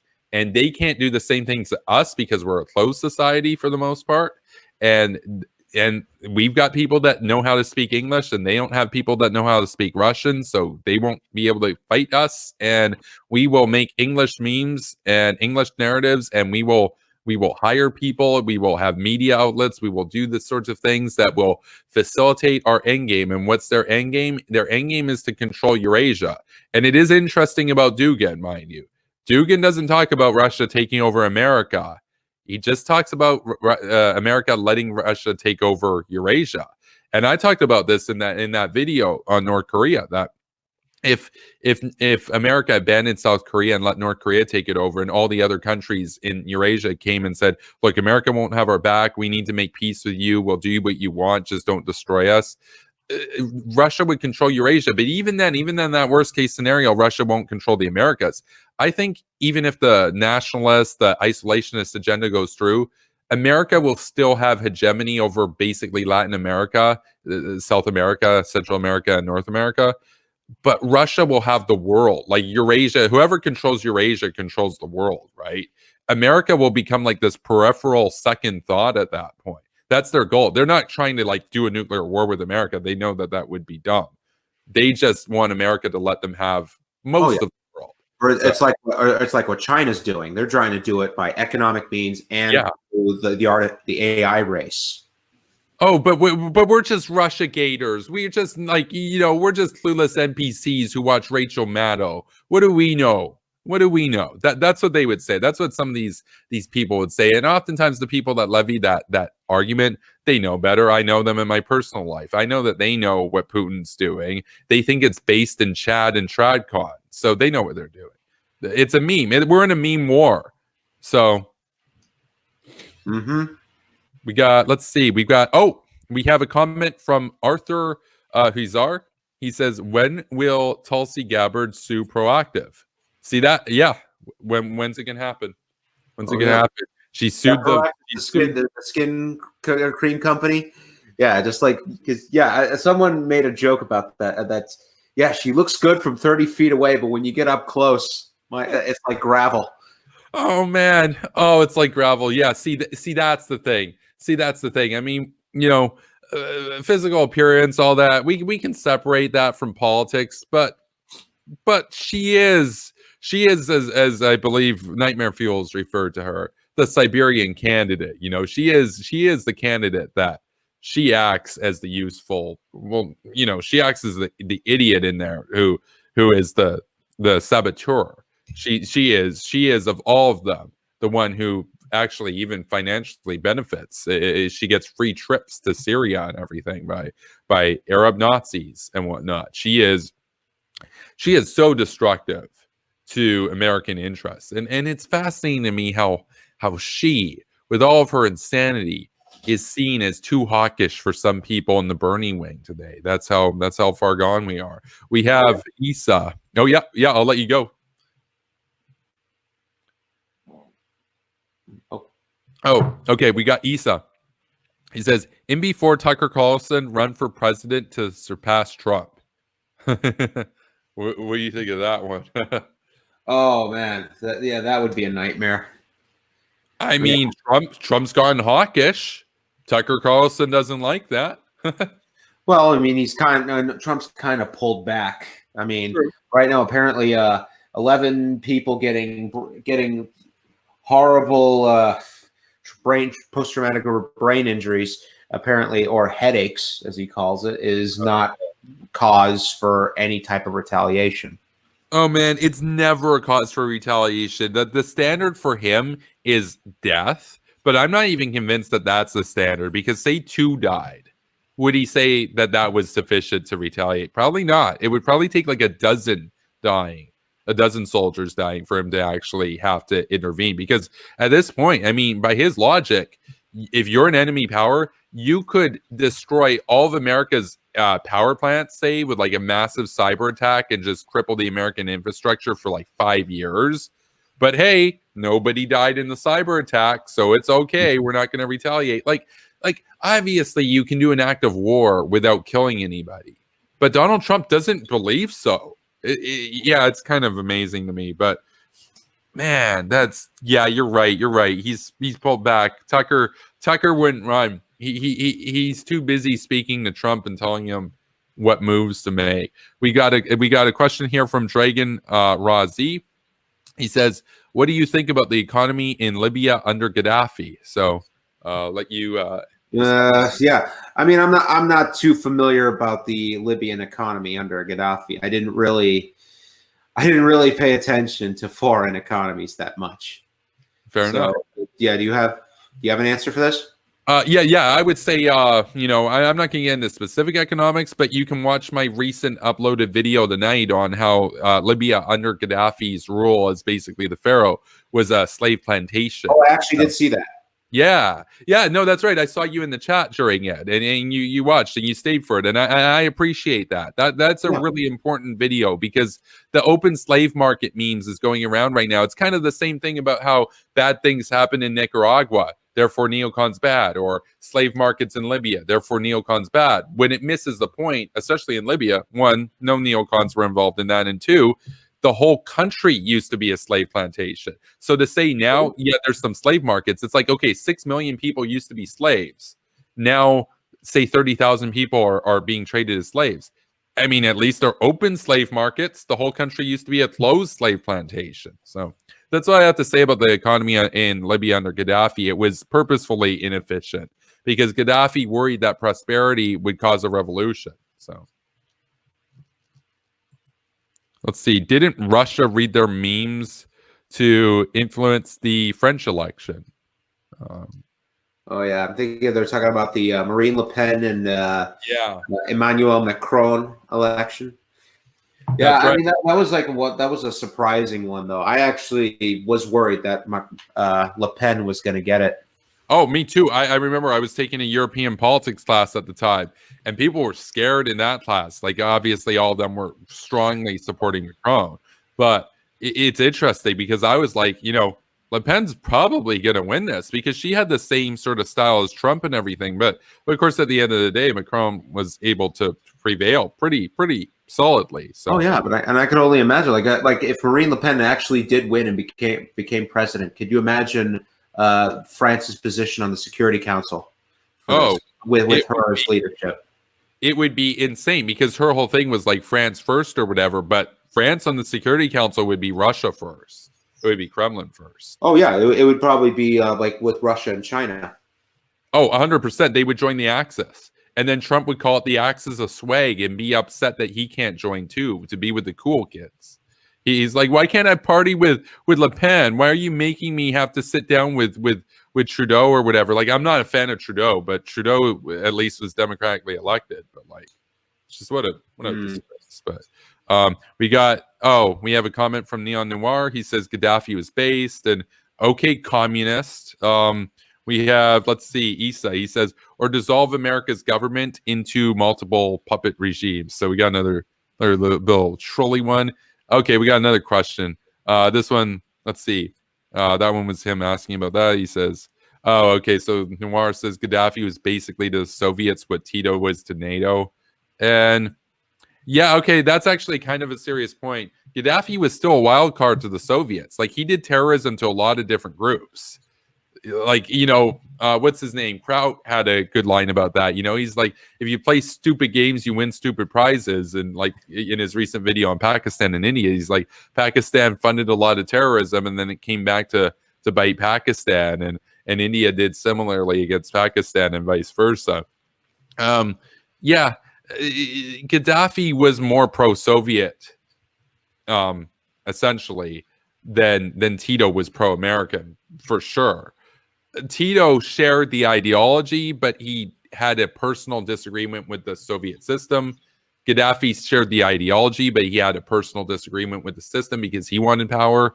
Same with Tito. Whereas America, it was a fundamental disagreement over values. So that's not exactly legitimate. We got a question from Dragon Razi. He says, hey, Kevin, do you have any thoughts on Vietnam? But this is an interview with Prometheus, so I'll let Prometheus answer first. If you got any thoughts on Vietnam. Well, like the current thing or the Vietnam War? That's a good question. If you are still here, Dragon Razi, can you clarify on that? We will, let's see. got.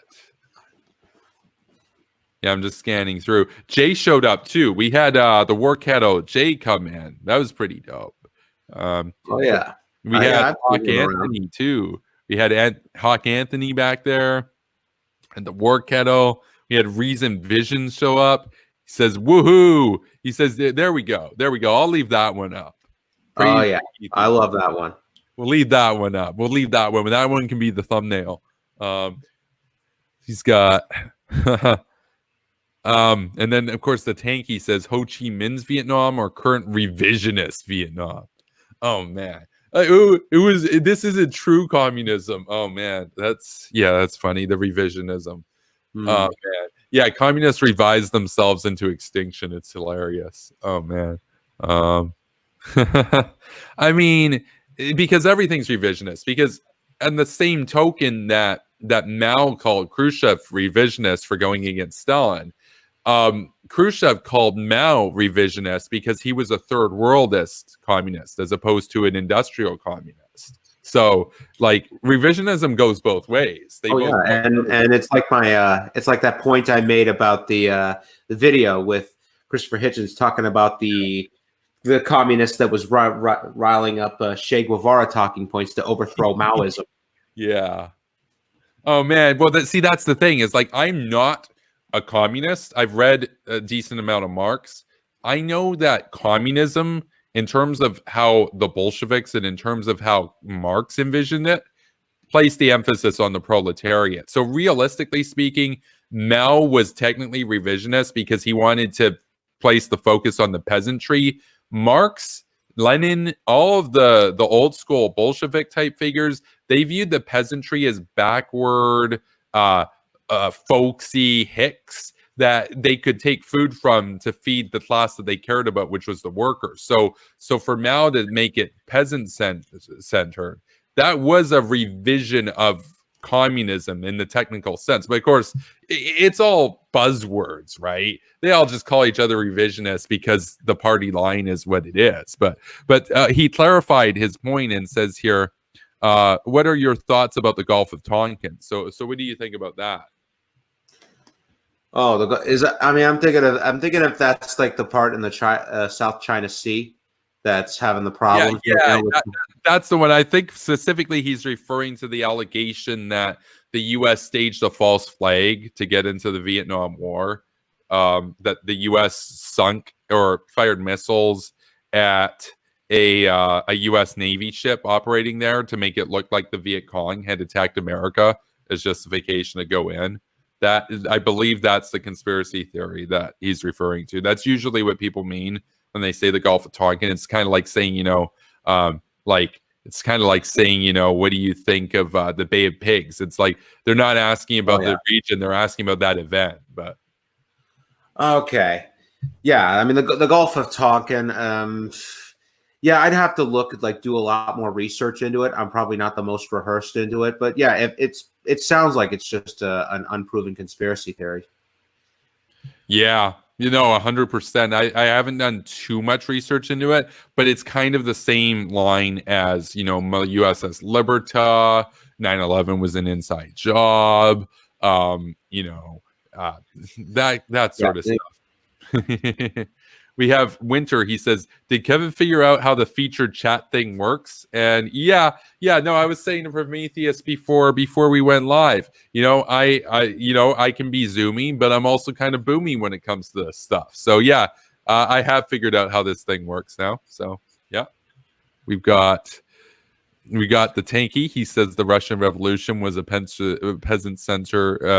peasant revolution, though, which is hilarious because if you actually study Soviet history, the Bolsheviks did agitprop towards the peasants militantly to try to sway them towards communism to become workers. And the ones who resisted, they saw as conservative, feudalistic type, small-minded people that they could extract grain from to feed the factories. The Bolshevik Revolution was always going to starve the peasants because they viewed the industrial laborers as superior. They viewed the peasants as an impediment. They viewed them as useful and if some of them died, they would take their grain, that sort of thing. That's hilarious. I don't know. I can't figure out with this tanky if he is a Soviet type tanky or like a third worldist Maoist type tanky, because that there is kind of like a third worldist sort of interpretation of what happened in the Soviet Union. W.R. Winter says February Revolution might have been peasant. October wasn't. Lol. And I would concur with that 100%, because the February one was more conservative by and large anyway. That was not Bolshevik. So, in that sense, the October one was when the actual communists that followed the works of Marx. Yeah. So, yeah. Says let's not get into the Kulak debate. Classic tanky. See, the thing is, it's like obviously he's a troll. The thing is, the reason why I'm even answering them is like there are serious people that I know that I went to school with that actually make these points unironically. Like he's a troll, but I just want the people to realize there are people out there who actually think like this, and they're not LARPing. They're serious. So, he says, I'm not trying to troll you. I'm just asking questions. I hear these things all the time. I'm a neoconservative. I agree with you. Oh, yeah, Dragon, I wasn't referring to you. I was referring to the tanky over here, Neon Noir. Oh, there he goes. He says, not a malice, but he did get some things right. So, close enough. So, do you have any final thoughts, Prometheus? Well, I mean, I'd like to find out if he's a Stalinist, a Leninist, or I doubt he's a Trotskyite. Watch him be like all of the above with like some new like Hojist sort of thing going on, like some random sort of like Che Guevara in China sort of thing. Let's see. Yeah. What are you, Neon Noir? Are you which type of branch? Which international are you? Or are you a nationalist and think that the international is degenerate bourgeois? So like a national communist like Stalin. The Nazbol, like Nick Fuentes. Are you Nazbol? Like I think he's kind of like a Mao Nazbol. Let's see. He says, I disagree with the idea you can reach communism in poverty. Okay, well, that's kind of what Marx said. Marx supported capitalism to the extent that it would enable what he saw as the teleological progression towards having the sufficient means to move towards communism. He obviously thought that it would be Germany first, but he says ML. So whatever. I don't know the parlance or whatever. He says, which is the ideology of Lenin into practice by Stalin. There we go. Okay, cool troll, bro. That is, I mean, we know there are some people who actually think like this, but yeah, he's having fun. Oh man. Okay, Nick Fuentes. Yeah. So yeah, you got any closing thoughts, Prometheus? Because we're at about the 3.5 hour point. So we had a good interview. Yeah, so we had a really good long interview, and I just want to thank you for having me on. I really hope to be on here again soon. Oh yeah, no, probably anytime, yeah, you're welcome on. We can have, multiple same guests as new events and things unfold. And, I'd be down to come on your channel at some point if you do like streams and whatnot. And of course, we'll be on the Hawk streams again too, with Reese, Face, the Prince of Warmongers, and we'll get hawkish. So it's been great. It's been a pleasure having you on here. And, we had some really cool people in the chat. We had a communist troll in the chat. We had some trolly kinds of guys. We had some cool guys in the chat. We even had somebody in the chat earlier who was from Israel. That's pretty cool. Shout out to you. We had Jay in the chat. Oh, we got up to about 10 viewers at one point. That's pretty good for a small channel. And yeah, so if you want to link your channel, Prometheus, as Arthur the Base down here, the Base Talk is suggesting, go ahead. So once again, people can follow you. All right, I'll let me see if I can get it real quick. Yeah, good seeing you in here, Arthur. It's dope.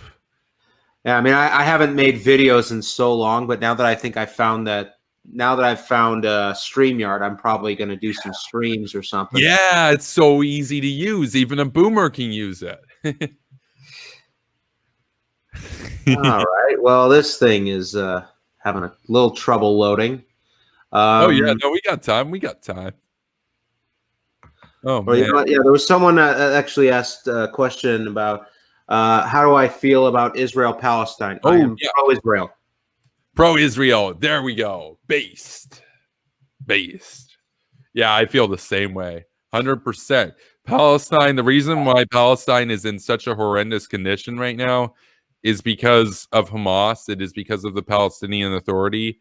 That it is very unfortunate. There was an old meme. I got suspended from Facebook for a week for posting this meme, and it got removed. It was in the top portion, it said Queers for Palestine, and it was a bunch of people holding up a sign that said Queers for Palestine. And then at the bottom, it said Queers in Palestine. And it was a man who was, lynched for allegedly being a homosexual or whatever. And they were dragging his body along the road by a motorcycle tethered to the back axle. So, there's that, right? I mean, really? We're going to be progressives. We're going to be liberals. We're going to support the oppressed minorities because they're a different skin color than us. It's like, no, bump that. I support Israel 100%. And I imagine you support Israel 100% too, right, Prometheus? Yeah, I do. I mean, I used to be more on the 50-50 side, but yeah, I kind of shifted more to the Israeli side. There we go. I mean, the idea that if the Palestinians actually wanted equal representation, they probably should stop electing terrorists. Yeah, and start considering entering into good faith negotiations. The deal that was proposed recently was actually pretty favorable to them, and they just rejected it outright because Hamas refuses to recognize Israel's right to exist. So for all these people who talk about a two-state solution, I have a question for them. You do realize that the holdup with that isn't Israel. It's that Hamas doesn't recognize Israel as a state, right? Like, Israel is actually willing to recognize Palestine as a state in a two-state. The problem is not from Tel Aviv. The problem is not from Netanyahu. The problem is from the terrorists.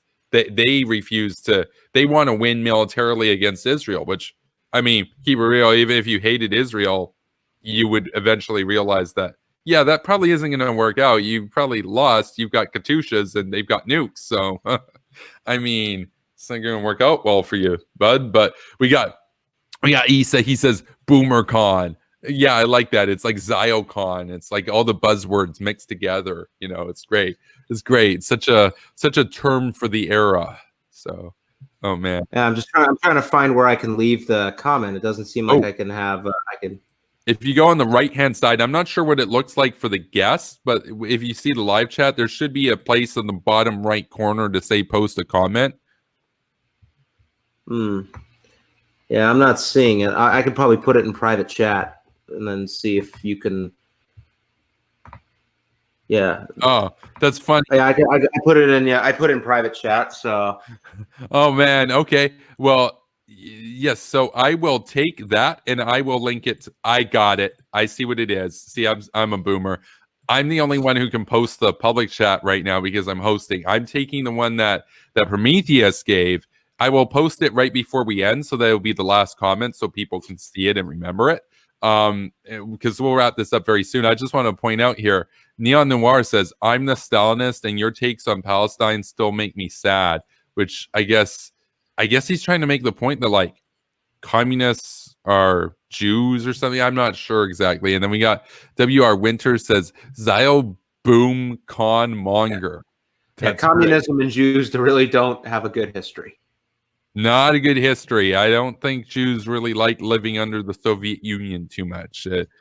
Communism from China to North Korea to Cameroon to Congo to Albania. Stalin always said purge the Jews. Every communist always was like, the Jews are the capitalist bourgeois. We need to purge them. Yes, like, Stalin also handed over escaped Jews from Nazi Germany back to Nazi Germany because before they went at war with each other, they were actually they were a bit friendly and had a non-aggression. 2 years. For 2 years. And there's a great documentary on this, and I forget. Oh, it's called I believe it's called The Soviet Story, where it talks about how Stalin and Hitler they really cooperated. They oftentimes signed their ideologies to the same documents that called for the mass executions of people, especially in Poland.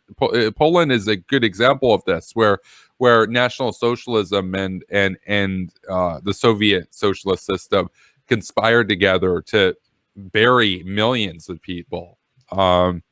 Many of whom were Jewish. So yeah, I would say one of the biggest enemies of Jewish existence is communism, without a doubt. I mean, it's up there with Nazism. Except throughout history, communists have killed roughly the same number. I mean, if you look at the Soviet Union, but especially in Poland, but of course we all remember the Holocaust because it's it's graphic, but we don't remember all those people that died and were mass buried in the Soviet Union and were never liberated, because Nazi Germany was liberated and the Soviet Union and fascist Russia today have never been liberated, and we don't know their stories.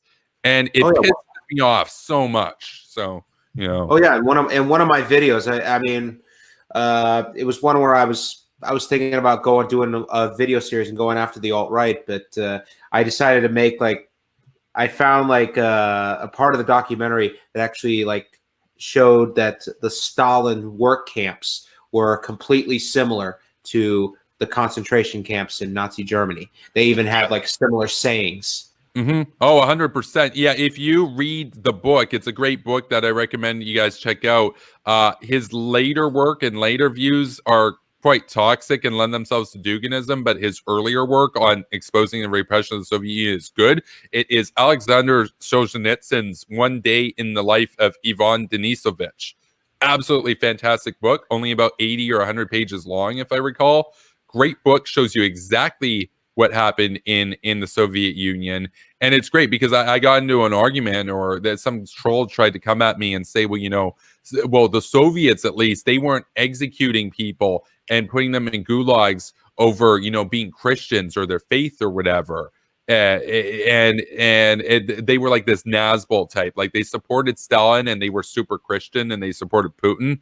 And I'm like, even if you read Solzhenitsyn, most of the people that were in that gulag were there because they were Christians, because communism wanted to be the state religion. So they they wanted Stalin to be the religion. So, so it is hilarious to me. It's hilarious to me to see this alliance of the I mean, it's the Nazbol gang, as they call it, right? Like, they're super socially conservative, super religious, and at the same time super socialist and super left-wing on economics, and authoritarian and isolationist. In other words, everything that we disagree with. Oh yeah, they're the opposite. They're the antonym. Like, if you look us up in a dictionary in the thesaurus and look under antonym, you get Kevin and Prometheus, and then you got Nazbol gang under the antonyms. Like, we have nothing in common with these people.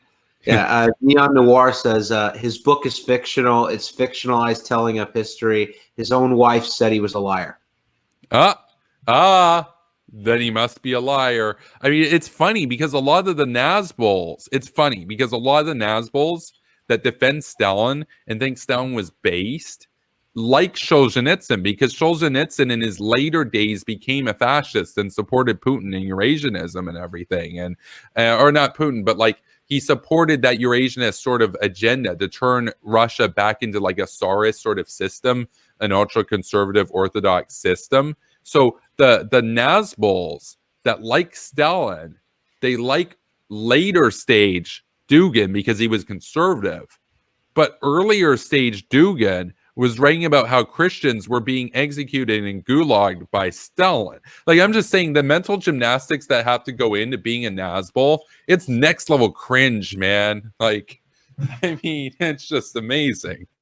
It reminds me of those pictures of Red Square around Victory Day, May 9th, when Putin does his little propaganda parade and stuff and brings out some rinky-dinky Russian tanks and stuff. And all these people, before the military march happens, all these civilians come out and they show the icons and they show the portraits of their family members who died in the war. And then you have some of them who hold up a portrait of Stalin and the Tsar together.